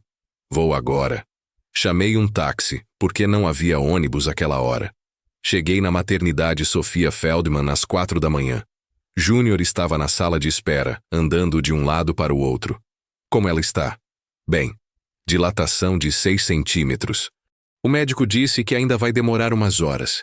Sentamos juntos esperando. Outros familiares de outras gestantes também esperavam. Um senhor idoso, parecido comigo, sorriu. Primeiro neto? Primeiro. Aproveite. É uma bênção. Às 9h43 da manhã, nasceu Miguel. 3 quilos e 200 gramas, 50 centímetros. Saudável, chorando forte. A enfermeira trouxe a notícia. É um menino lindo. A mãe está bem. Querem ver? Júnior entrou primeiro. Eu fiquei esperando. Uns 20 minutos depois, ele voltou com lágrimas escorrendo. Pai, venha conhecer seu neto. Entrei no quarto da maternidade devagar, com reverência. Cíntia estava na cama, cansada, mas radiante, segurando um embrulhinho azul. Quando me viu, sorriu. Seu Roberto, vem conhecer o Miguel. Aproximei-me. Ela ajeitou o bebê nos braços e o estendeu para mim. Quer segurar? Peguei com cuidado, como se fosse porcelana. Tinha esquecido como bebês eram pequenos, leves, frágeis. Miguel estava dormindo. Rostinho vermelho, cabelo escuro, mãozinhas fechadas. Era perfeito. Olá, Miguel. Eu sou seu avô Roberto. Seja bem-vindo ao mundo. Ele se mexeu um pouco, mas continuou dormindo. Fiquei ali, segurando meu neto, com lágrimas escorrendo silenciosamente pelo rosto. Júnior colocou a mão no meu ombro. Pai, obrigado. Por quê? Por estar aqui. Por nos dar essa chance. Por ser o avô que o Miguel merece. Fiquei na maternidade o dia todo, ajudando no que podia, segurando Miguel quando pediam, tirando fotos. À noite, quando Júnior foi buscar roupas limpas em casa, fiquei sozinho com Cíntia alguns minutos. Ela aproveitou para falar. Seu Roberto, eu nunca pedi desculpas de verdade. Pelo que a gente fez, pelo sofrimento que causamos. Eu sei que o Júnior já pediu, mas eu precisava falar também. Eu estava errada. Muito errada. E se o senhor não tivesse lutado, a gente teria destruído essa família completamente. Cíntia, o passado é passado. O importante é o presente e o futuro desse menino. Ela acenou, emocionada. E eu prometo mesmo, que a gente vai criar ele com os valores certos. Honestidade, respeito, amor. Para ele nunca fazer com ninguém o que a gente fez com o Senhor. Eu acredito em vocês. E vou estar aqui para ajudar nisso. 3 dias depois, Cíntia e Miguel receberam alta. Júnior me ligou. Pai, a gente está indo para casa. Quer vir com a gente? Ajudar na adaptação? Claro. Passei os primeiros dias na casa deles ajudando. Segurando Miguel quando Cíntia precisava descansar. Fazendo compras no mercado. Cozinhando refeições simples. Sendo avô. Ser avô era diferente de ser pai. Tinha menos responsabilidade, mas o mesmo amor. Talvez até mais porque era amor sem a pressão da criação, sem o medo de errar. Abril foi um mês de adaptação. Júnior e Cíntia estavam exaustos, como todos os pais de recém-nascidos. Miguel chorava muito à noite. Mamava a cada 3 horas. Exigia atenção constante. Eu ia lá algumas tardes por semana para dar um alívio. Ficava com Miguel enquanto eles dormiam, ou faziam tarefas da casa, ou simplesmente respiravam. Descobri que tinha jeito com bebês. Conseguia acalmar Miguel quando ele chorava. Ninava no braço, cantava músicas antigas que cantava para Júnior quando ele era bebê. Miguel parecia gostar. Parava de chorar e me olhava com aqueles olhinhos curiosos. Um dia, enquanto ninava Miguel, Júnior me observava da porta do quarto. Sorriu. O senhor é um avô natural. Tive um bom treinamento. Você. Júnior ficou em silêncio um momento. Pai, eu nunca te agradeci direito. Por me criar. Por trabalhar tanto para me dar educação, casa, comida. Eu fui um filho ingrato. Não pense nisso agora, Júnior. Não, eu preciso pensar. Porque agora eu sou pai. E eu entendo o sacrifício que é. E entendo como é doloroso quando o filho não valoriza. Pai, eu prometo. Vou criar o Miguel para ser grato. Para valorizar o que tem. Para nunca fazer o que eu fiz. Essa conversa foi um turning point. Foi o momento em que percebi que Júnior não estava apenas dizendo o que eu queria ouvir. Ele estava genuinamente transformado pela paternidade. Em maio, Miguel completou 1 mês. Fizemos uma festinha simples no apartamento. Eu, Agenor, Dona Neuza, alguns amigos do casal. Bolo de chocolate, salgadinhos, refrigerante. Tiramos muitas fotos. Numa dessas fotos estou eu segurando Miguel, com Júnior ao meu lado. 3 gerações. Avô, pai, neto. Olhando para aquela foto, pensei em tudo que tinha acontecido para chegarmos ali. A dor, a traição, a luta, o perdão, a reconciliação. Valeu a pena? Valeu. Porque se eu tivesse desistido, se tivesse deixado a raiva vencer, não estaria ali. Não seria avô. Não teria essa família imperfeita, mas real. Em junho, fizemos o batizado do Miguel. Foi numa igreja pequena do bairro deles, numa manhã de domingo. Eu estava nervoso. Ser padrinho era responsabilidade. O padre, um homem jovem de uns 40 anos, fez uma cerimônia bonita. Falou sobre o compromisso dos pais e padrinhos em educar a criança nos caminhos da fé e da ética. Quando chegou a hora dos padrinhos fazerem os votos, fiquei de pé ao lado da madrinha, uma amiga da Cíntia, e repeti as palavras solenes. Comprometo-me a auxiliar os pais na educação cristã desta criança, sendo exemplo de fé e conduta. Eram palavras pesadas, mas eu as disse com convicção. No final da cerimônia, o padre me chamou para segurar Miguel. Fez uma oração especial. Que este avô, que foi exemplo de perseverança e dignidade, seja também exemplo de amor e sabedoria para esta criança. As pessoas aplaudiram. Depois da cerimônia, houve um almoço no apartamento. Nada luxuoso, mas feito com carinho. Strogonoff de frango, arroz, batata palha, sobremesa de brigadeiro e beijinho. Durante o almoço, Agenor fez um brinde. Ao Roberto, meu primo, meu amigo, homem que me ensinou que nunca é tarde para lutar pelo que é certo. E ao pequeno Miguel, que tem a sorte de ter esse homem como avô. Todos ergueram os copos. Eu fiquei emocionado demais para falar. Júnior falou por mim. Pai, obrigado por não ter desistido de mim. Obrigado por me perdoar. Obrigado por estar aqui hoje. Eu não merecia, mas o Senhor me deu essa chance. E eu prometo na frente de todos que vou honrar essa chance. Vou ser o pai que o Miguel merece e o filho que o Senhor sempre mereceu ter. Foi um momento poderoso. Várias pessoas choraram. Eu também. Depois do almoço, quando todos foram embora, fiquei um tempo sozinho com Miguel. Ele estava dormindo no berço. Sentei ao lado e falei baixinho. Miguel, você não vai entender agora. Mas um dia, quando crescer, quero que saiba. A vida vai te derrubar às vezes. Pessoas que você ama vão te decepcionar. Vai ter momentos que você vai querer desistir, mas não desista. Lute. Lute pela sua dignidade, pelos seus direitos, pelo que é certo, porque no final é isso que define quem você é. Julho e agosto passaram numa rotina agradável. Eu visitava Miguel 2 vezes por semana. Via ele crescer, mudar, desenvolver. Com 2 meses já ensaiava sorrisos. Com 3, reconhecia minha voz. Júnior tirava férias em agosto e aproveitou para fazer uma pequena viagem com Cíntia e Miguel. Foram para uma cidade histórica do interior, Tiradentes. Me convidaram, mas recusei gentilmente. Vocês precisam desse tempo em família. Os 3. Aproveitem. Me mandaram fotos todos os dias. Miguel nos braços do pai, nas igrejas históricas. Miguel dormindo no colo da mãe, num restaurante aconchegante. Miguel sorrindo, descobrindo o mundo. Enquanto eles viajavam, usei o tempo para refletir sobre tudo. Escrevi uma espécie de diário, registrando toda a jornada. Desde a morte da Marlene, passando pela traição do Júnior, a luta judicial, a reconquista da casa, até o nascimento do Miguel. Não sei se alguém além de mim vai ler um dia, mas precisava registrar. Precisava deixar escrito que essas coisas acontecem, mas podem ter final feliz. Em setembro, recebi um convite inesperado. Era de uma universidade federal, da Faculdade de Direito.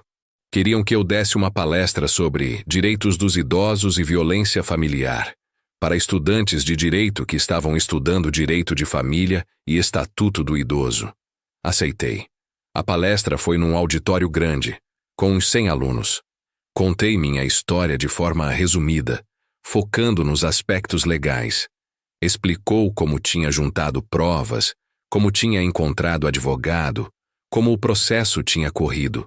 Os alunos fizeram várias perguntas inteligentes. Uma aluna perguntou: Senhor Roberto, o senhor acha que o sistema judicial brasileiro protege adequadamente os idosos? Respondi honestamente: nem sempre. Processos são lentos, caros, burocráticos. Muitos idosos desistem no meio do caminho. Mas a lei existe. E se a gente não usar a lei, ela não serve para nada. Então sim, o sistema pode melhorar, mas também pode funcionar se a gente insistir. Outro aluno perguntou: valeu a pena judicializar um conflito familiar? Pensei bastante antes de responder. Valeu, porque não era só sobre a casa. Era sobre mostrar que eu importo, que minha vida tem valor, que ninguém, nem meu próprio filho, pode me descartar como lixo. Se eu não tivesse lutado, teria morrido humilhado, sem dignidade. Então sim, valeu cada centavo, cada lágrima, cada noite sem dormir. Em outubro, fiz uma coisa que vinha adiando há meses. Voltei à rodoviária de Belo Horizonte. A mesma rodoviária onde, na minha imaginação mais sombria, poderia ter sido abandonado se as coisas tivessem saído diferente. Júnior e Cíntia, no pico da ganância deles, facilmente poderiam ter me deixado lá com algumas notas e desaparecido. Mas não aconteceu assim. Aconteceu diferente. Eu lutei antes que eles pudessem me descartar. Sentei num dos bancos da rodoviária, observando pessoas chegando e partindo. Famílias se despedindo, casais se reencontrando, idosos viajando sozinhos, cada um com sua história. Pensei em quantos idosos, naquele exato momento, estavam sendo abandonados de formas menos óbvias. Não numa rodoviária física, mas numa rodoviária emocional. Deixados de lado, esquecidos, explorados. E quantos desses idosos não tinham a capacidade, ou coragem, ou recursos para lutar de volta? Foi por isso que decidi ampliar meu trabalho voluntário. Procurei a Defensoria Pública e me ofereci para ser uma espécie de consultor voluntário em casos de abuso contra idosos. Meu papel seria compartilhar minha experiência, orientar outros idosos sobre como juntar provas, como proceder legalmente. A Defensoria aceitou na hora. Começaram a me encaminhar casos. Um senhor de 70 anos cujo filho tinha roubado sua aposentadoria. Uma senhora de 80 que estava sendo expulsa de casa pela nora. Um viúvo de 65 cujos filhos brigavam pela herança antes mesmo dele morrer. Cada caso era uma facada no coração, mas também era uma oportunidade de ajudar, de fazer diferença. Em novembro, Miguel completou 6 meses. Já sentava com apoio, balbuciava sons, ria alto. Era uma criança feliz, amada. Júnior e Cíntia eram pais dedicados, cansados, estressados às vezes, mas dedicados. Num domingo, enquanto brincava com Miguel na sala, Júnior se sentou ao meu lado. Pai, posso te contar uma coisa? Claro. Quando o Miguel nasceu, eu chorei. Não só de alegria, mas de medo. Medo de ser um pai ruim. Um pai como eu fui filho. Mas então eu olhei para ele tão pequeno, tão inocente, e pensei, esse menino merece o melhor de mim. E o melhor de mim é ser como você. Júnior, eu não sou perfeito. Eu sei. Mas o Senhor é íntegro. É isso que importa. E é isso que eu quero ser para o Miguel. Em novembro de 2026, completou exatamente 3 anos desde que recuperei a posse da minha casa. 3 anos. Parecia uma eternidade e um piscar de olhos ao mesmo tempo. Decidi comemorar discretamente. Convidei a Genor, Dona Neuza, Júnior, Cíntia e Miguel para um almoço na minha casa. Preparei feijoada, a especialidade da Marlene. Segui a receita dela à risca. Feijão preto, linguiça calabresa, bacon, costelinha de porco, carne seca. Cozinhei por horas com carinho, lembrando de cada vez que Marlene fazia aquela mesma feijoada. Às 11 horas, todos chegaram. A casa estava cheia de vida pela primeira vez em anos. Risos, conversas, Miguel chorando e depois sendo acalmado. Era caótico e maravilhoso. Durante o almoço, a Genor propôs um brinde.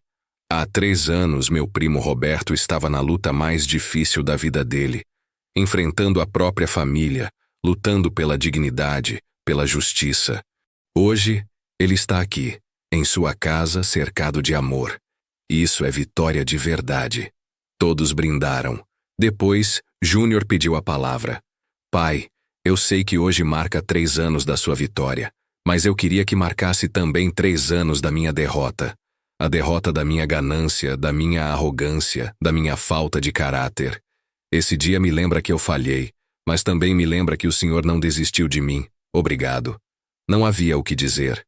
Só acenar, emocionado. Depois do almoço, enquanto Cíntia e Dona Neuza lavavam louça na cozinha, eu tentei ajudar, mas elas me expulsaram. Fiquei na sala com Miguel no colo. Ele estava acordado, olhando para mim com aqueles olhos grandes e curiosos. A Genor se sentou ao meu lado. Primo, você está feliz? Estou. Feliz de uma forma diferente. Não é a felicidade ingênua de antes. É uma felicidade testada, provada. Uma felicidade que sabe que a vida dói, mas também sabe que vale a pena lutar. Você acha que perdoou mesmo o Júnior? A Genor perguntou direto como sempre. Pensei por um longo momento. Acho que perdão não é um momento único. É uma escolha que você faz todo dia. Tem dias que acordo e ainda sinto raiva. Ainda lembro da humilhação. Mas aí eu escolho perdoar de novo e de novo. Até que um dia, talvez, não precise mais escolher. Vai ser automático. A Genor balançou a cabeça pensativo. Você é mais forte do que eu, primo. Eu não sei se conseguiria. Você conseguiria. Porque não é sobre força. É sobre decidir que você não vai deixar a raiva te destruir, que você merece paz. Aquela tarde, vendo minha casa cheia de gente que me amava, percebi que tinha conseguido algo raro. Tinha transformado tragédia em redenção. Não foi fácil, não foi rápido, mas aconteceu. Dezembro de 2026 trouxe o segundo Natal que passaríamos juntos desde a reconciliação, mas este seria diferente. Júnior e Cíntia me convidaram para passar não só a ceia, mas também dormir lá, para acordarmos juntos no dia de Natal com Miguel. Era o primeiro Natal do Miguel, afinal. Cheguei na véspera de Natal com uma mala pequena e presentes. Para Miguel, comprei roupinhas e alguns brinquedos educativos. Para Júnior e Cíntia, uma cesta de Natal com panetone, vinho, chocolates. A ceia foi simples, mas farta. Peru, farofa, arroz à grega, salpicão, sobremesa de pavê. Comemos devagar, saboreando não só a comida, mas o momento. Miguel estava no cadeirão dele, comendo papinha. Já tinha 7 meses e estava começando a comer alimentos sólidos amassados. Ficava lambuzado, jogava comida no chão, ria quando a gente tentava limpar. Era caótico e lindo. Depois da ceia, sentamos na sala. Júnior colocou músicas natalinas baixinhas. Miguel estava no meu colo, quase dormindo. Pai, Júnior começou, eu queria te dar um presente especial este ano. Pegou um envelope e me entregou. Abri curioso. Dentro havia um documento. Era a última certidão do cartório de registro de imóveis, atualizada, mostrando que minha casa estava registrada em meu nome, sem nenhuma pendência, nenhuma sombra do passado. Pedi essa certidão atualizada para o senhor ter guardada, Júnior explicou, para nunca mais ter dúvida. A casa é sua, sempre foi, sempre será. E quando chegar a hora, daqui a muitos anos, se o senhor quiser deixar para o Miguel, será a decisão sua. Não vou mais cobiçar nada que não é meu. Segurei o documento com uma mão, Miguel com a outra. Obrigado, filho. Esse é o melhor presente que você poderia me dar. Não o papel, mas a certeza de que você realmente mudou. Naquela noite, dormi no quartinho de hóspedes deles. Era pequeno, mas confortável. Pela primeira vez em anos, dormi numa casa com meu filho sob o mesmo teto sem medo, sem desconfiança, sem amargor, só com paz. Na manhã de Natal, acordei com Miguel chorando. Era cedo, umas 6 da manhã. Levantei antes de Júnior e Cíntia e fui até o quartinho dele. Vem cá, meu neto, vamos deixar papai e mamãe dormirem mais um pouco. Peguei Miguel no colo, preparei a mamadeira que Cíntia tinha deixado pronta na geladeira, aqueci-o e sentei com ele na sala. Enquanto ele mamava, olhei pela janela. O sol estava nascendo, pintando o céu de laranja e rosa. Era um novo dia, um novo começo, um novo Natal. E pela primeira vez em muitos anos, eu estava genuinamente feliz. Não feliz apesar de tudo que tinha acontecido, mas feliz por causa de tudo que tinha acontecido. Porque a dor tinha me ensinado força, a traição tinha me ensinado a lutar, e o perdão tinha me ensinado paz. Janeiro de 2027 começou com novidades. Júnior recebeu uma promoção significativa no trabalho. Agora era gerente regional da rede de lojas de celulares onde trabalhava. O salário praticamente dobrou. Pela primeira vez em anos, eles estavam confortáveis financeiramente. A primeira coisa que Júnior fez com o dinheiro extra foi me procurar. Pai, agora que estou ganhando melhor, quero ajudar o senhor. Com as contas, com a manutenção da casa, com o que precisar. Agradeci, mas recusei. Júnior, eu estou bem. Minha aposentadoria dá conta de tudo. Usa esse dinheiro para criar o Miguel direito. Poupança para a educação dele, plano de saúde bom, essas coisas. Mas, pai... Sem mas.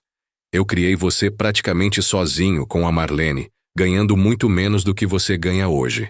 E a gente conseguiu. Você também vai conseguir. E vai conseguir com dignidade, sem roubar ninguém. Ele aceitou, mas insistiu em pelo menos pagar o IPTU da minha casa todo ano. Deixa eu fazer isso, pai. Como forma de agradecer por tudo. Pensei e aceitei. Era um gesto simbólico, mas significava muito. Em fevereiro comecei a escrever um livro. Nada profissional, apenas para deixar registrado. Título provisório: A Casa que Quase Perdi. Como recuperei minha dignidade e minha família. Escrevia à mão em cadernos velhos de madrugada quando não conseguia dormir. Revisitava cada detalhe, cada emoção, cada decisão. Era terapêutico. Também era doloroso, mas necessário. Dr. Mauro, quando soube do livro, me incentivou. Roberto, sua história pode ajudar muita gente. Quando terminar, posso ajudar a publicar independentemente, nem que seja só para distribuir em bibliotecas e ONGs. A ideia me agradou. Não queria dinheiro ou fama. Queria apenas que outros idosos soubessem que era possível lutar, possível vencer, possível reconstruir. Em março, Miguel completou 1 ano. Fizeram uma festa no apartamento. Decoração simples de balões, bolo de chocolate, salgadinhos. Umas 30 pessoas, entre familiares e amigos. Tirei dezenas de fotos. Miguel com a carinha lambuzada de bolo. Miguel tentando soprar a velhinha, sem sucesso. Miguel rindo no colo do pai. Numa dessas fotos estamos os 4. Eu, Júnior, Cíntia e Miguel. 4 gerações em harmonia. Quando olho essa foto, penso, valeu a pena cada segundo de luta. Em abril comecei uma tradição. Todo domingo de manhã, passava algumas horas com Miguel enquanto Júnior e Cíntia faziam coisas de casal. Levava Miguel para o parque. Ou ficava com ele em casa mesmo, brincando. Com 1 ano, ele já engatinhava rápido. Tentava ficar em pé apoiado nos móveis. Falava algumas palavras. Mamá, papá, vovô, que saía como vovó. Mas a intenção estava lá. Nessas manhãs eu conversava com ele mesmo sabendo que não entendia. Miguel, um dia você vai crescer e vai ouvir histórias sobre o vovô. Algumas boas, algumas ruins. Quero que saiba que o vovô não é perfeito, mas sempre tentou fazer o certo.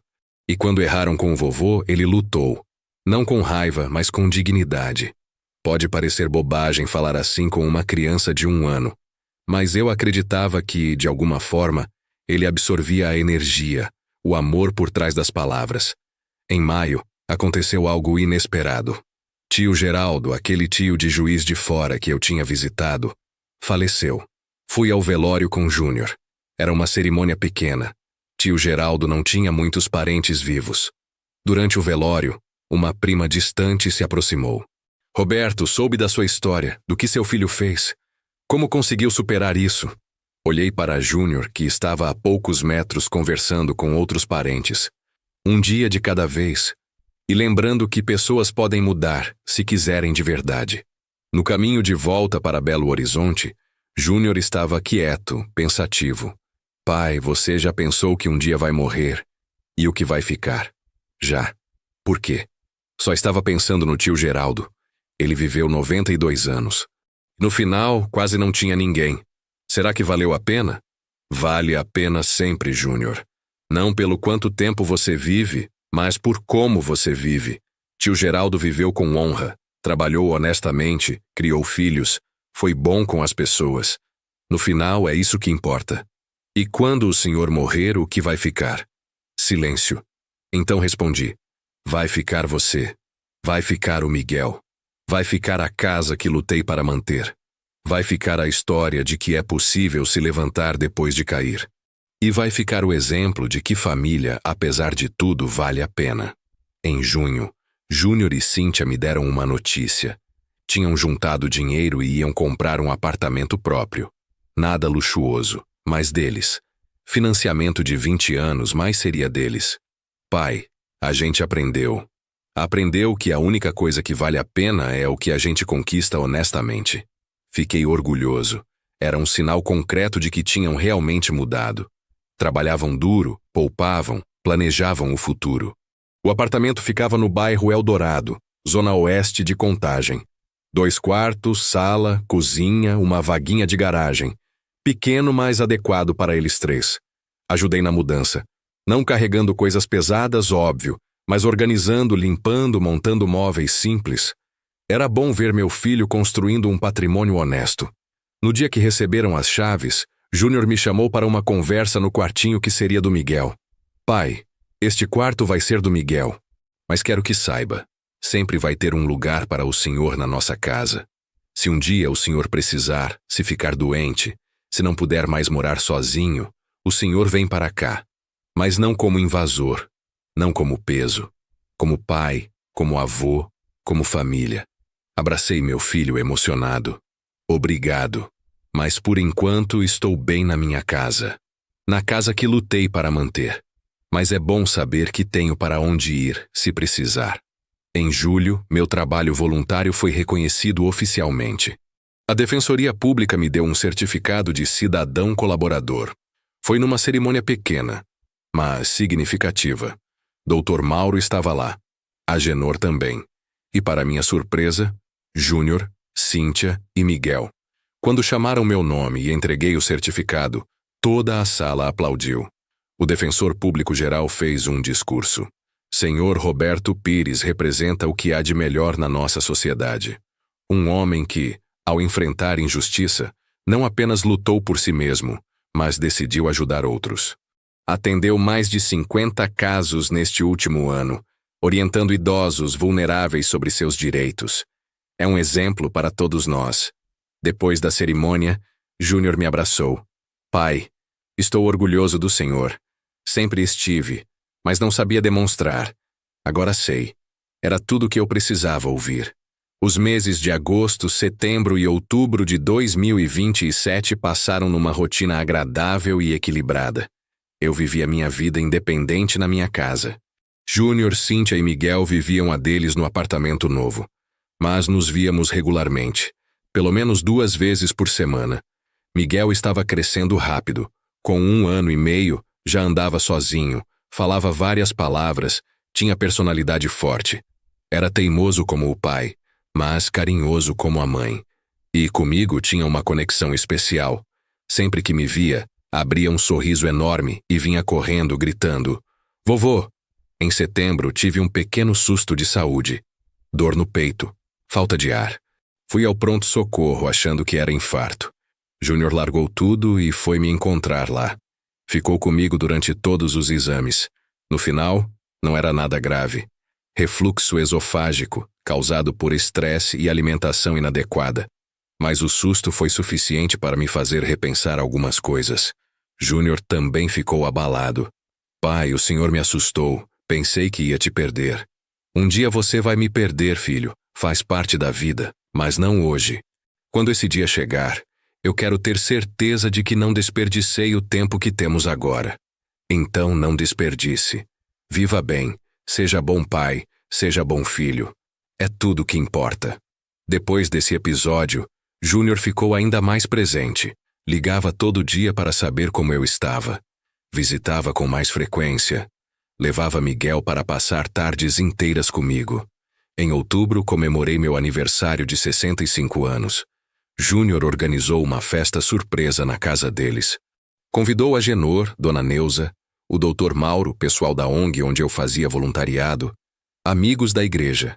Quando cheguei, achando que seria só um almoço simples, a casa estava cheia. Surpresa! Gritaram todos. Fiquei sem palavras. Tinha bolo, docinhos, salgados, refrigerante. E um banner escrito: 65 anos de Roberto Pires. Exemplo de dignidade e luta. Foi uma tarde linda. As pessoas compartilharam histórias sobre mim, sobre como eu tinha impactado suas vidas. Dona Neuza contou como eu a ajudei quando ela teve problemas com o plano de saúde. Uma senhora da ONG contou como meu conselho a ajudou a recuperar a guarda do neto. No final, Júnior fez um discurso. Meu pai completou 65 anos. Anos de trabalho, de dedicação, de luta. Anos em que ele poderia ter desistido, mas não desistiu. Ele me ensinou que dignidade não se negocia, que família é sobre respeito, não sobre sangue, que erros podem ser perdoados, mas têm consequências. Pai, obrigado por cada lição. Feliz aniversário. Chorei abertamente, não de tristeza, mas de gratidão. Gratidão por estar vivo, por ter lutado, por ter vencido, por estar cercado de amor. Em novembro de 2027, terminei de escrever meu livro. Foram 8 meses de escrita, centenas de páginas manuscritas, incontáveis madrugadas revisitando dores antigas. Mas estava pronto. Levei os cadernos para o Dr. Mauro. Ele leu tudo em uma semana e me ligou, emocionado. Roberto, Isso precisa ser publicado. Não importa se é só 100 cópias para distribuir em bibliotecas. As pessoas precisam ler isso. Encontrei uma gráfica pequena que aceitou fazer uma tiragem independente de 200 exemplares. Custou quase R$ 3.000, boa parte da minha reserva de emergência. Mas valia a pena. A capa era simples. Foto da fachada da minha casa, o título em letras grandes, meu nome embaixo. Dedicatória na primeira página. Para Marlene, que me ensinou a lutar. Para Júnior, que me ensinou a perdoar. Para Miguel, que me ensinou que o futuro vale a pena. Quando os exemplares ficaram prontos, distribui gratuitamente. Dei para bibliotecas municipais, ONGs de idosos, centros comunitários, igrejas. Dei um para cada pessoa que tinha me ajudado na jornada. Agenor, Dr. Mauro, Dona Neuza, o pessoal da ONG. E dei um para Júnior. Ele leu em 2 dias. Me ligou depois, chorando. Pai, eu li tudo. Cada palavra. Ver a história pelo olhar do Senhor. Foi devastador, mas também foi libertador. Porque o Senhor não escreveu com raiva, escreveu com verdade. Era o único jeito de escrever, filho. Com verdade. Posso mostrar para o Miguel quando ele crescer? Pode, deve. Para ele saber de onde veio, o que a família passou e o que significa dignidade. Em dezembro, um jornal local fez uma matéria sobre o livro.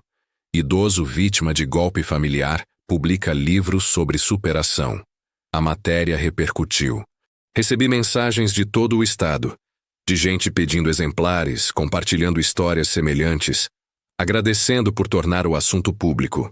Até considerei fazer uma segunda tiragem, mas decidi que não. Os 200 exemplares eram suficientes. Não era sobre quantidade, era sobre impacto. Dezembro de 2027. Mais um Natal se aproximava. O terceiro Natal que passaríamos juntos desde a reconciliação. Mas este tinha algo especial. Seria na minha casa. Júnior sugeriu. Pai, todos esses anos a gente comemorou na nossa casa. Que tal comemorar na casa do Senhor? Na casa que o Senhor lutou para manter? A ideia me agradou. Preparei a casa com esmero. Limpei tudo, decorei com pisca-pisca e uma árvore de Natal pequena. Comprei ingredientes para fazer a ceia. Pernil, farofa, arroz, salada. Cíntia se ofereceu para fazer as sobremesas. Na véspera de Natal, eles chegaram cedo. Júnior trouxe vinho. Cíntia trouxe pavê e pudim. Miguel, agora com 1 ano e 9 meses, estava fascinado com as luzes da árvore. Cozinhamos juntos. Foi caótico, divertido, barulhento. Miguel brincava com panelas vazias no chão da cozinha, enquanto nós preparávamos a ceia. Era exatamente como eu imaginava que famílias deveriam ser.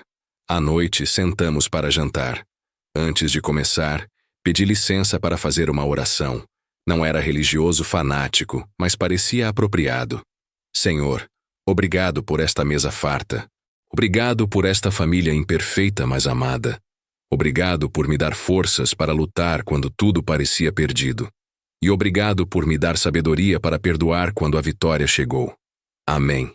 Amém. Repetiram Júnior e Cíntia. Comemos devagar, conversando, rindo.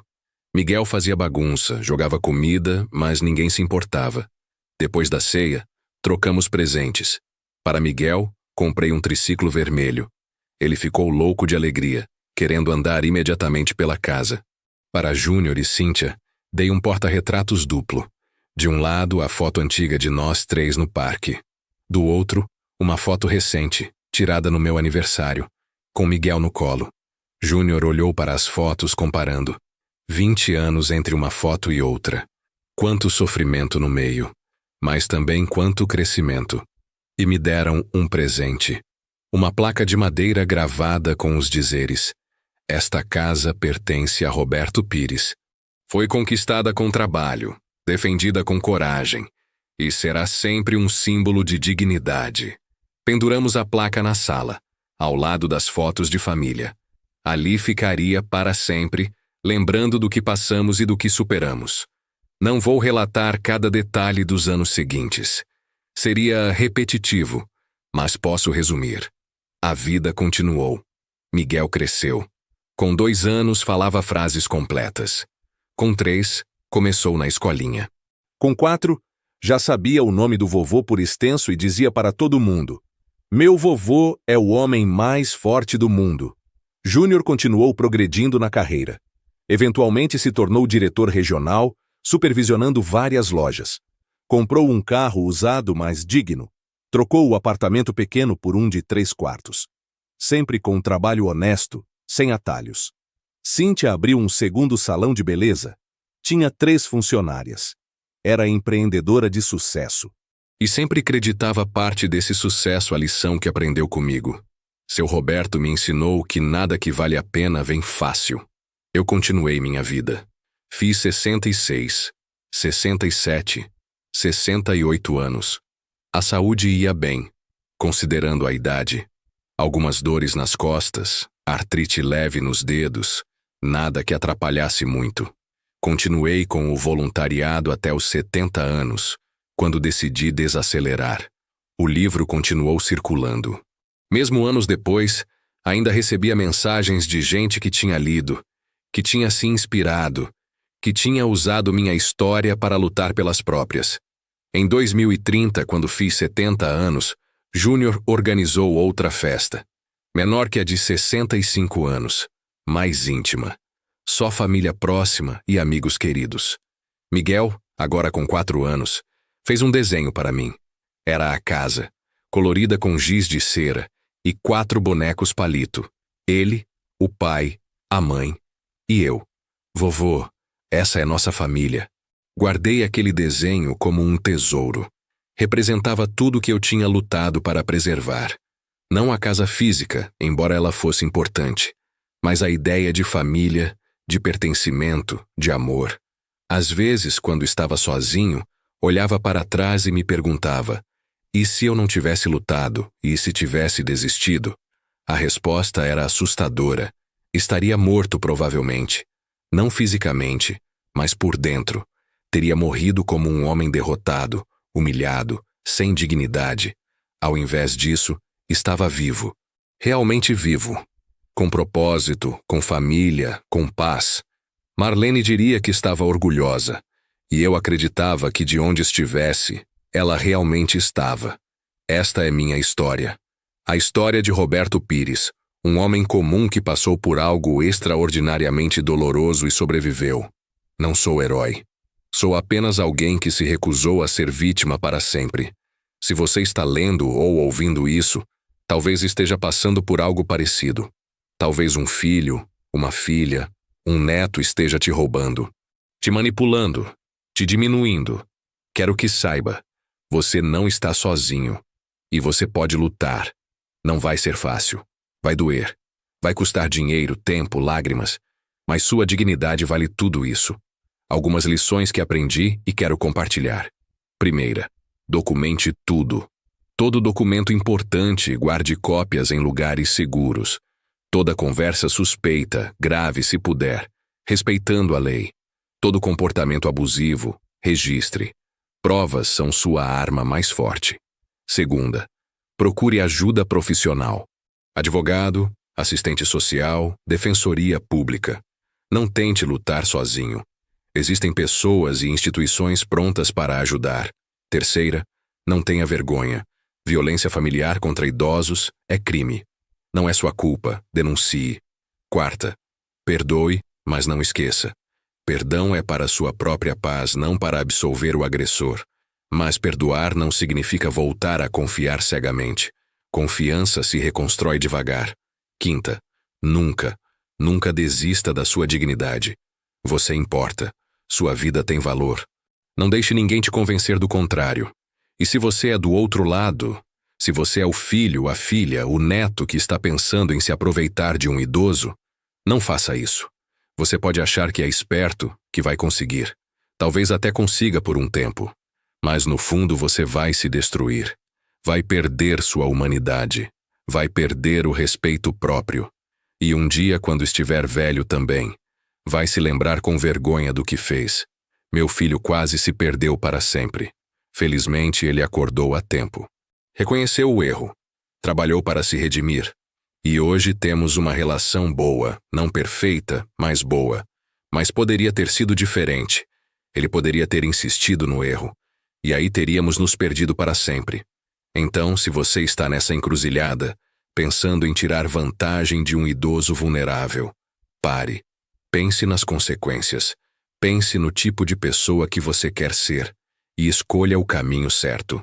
Porque no final, quando você olhar no espelho, a única pessoa que você não pode enganar é você mesmo. Minha história termina bem. Não terminou com riqueza ou fama. Terminou com dignidade, família e paz. E para mim, isso é tudo. Tenho minha casa. Tenho meu filho de volta, não como era antes, mas de uma forma nova, mais madura. Tenho meu neto, que me enche de alegria e esperança. Tenho minha história registrada neste livro, ajudando outros. E tenho minha consciência limpa. Lutei quando precisei, perdoei quando pude, vivi com dignidade. No final, é isso que importa. Não quanto tempo você vive, mas como você vive. Obrigado por me ouvir. Obrigado por se importar. E se você está lutando sua própria batalha agora, força. Você consegue. Vale a pena. Sua dignidade vale tudo. Roberto Pires, 70 anos. Belo Horizonte, Minas Gerais. Um homem comum que se recusou a ser descartado.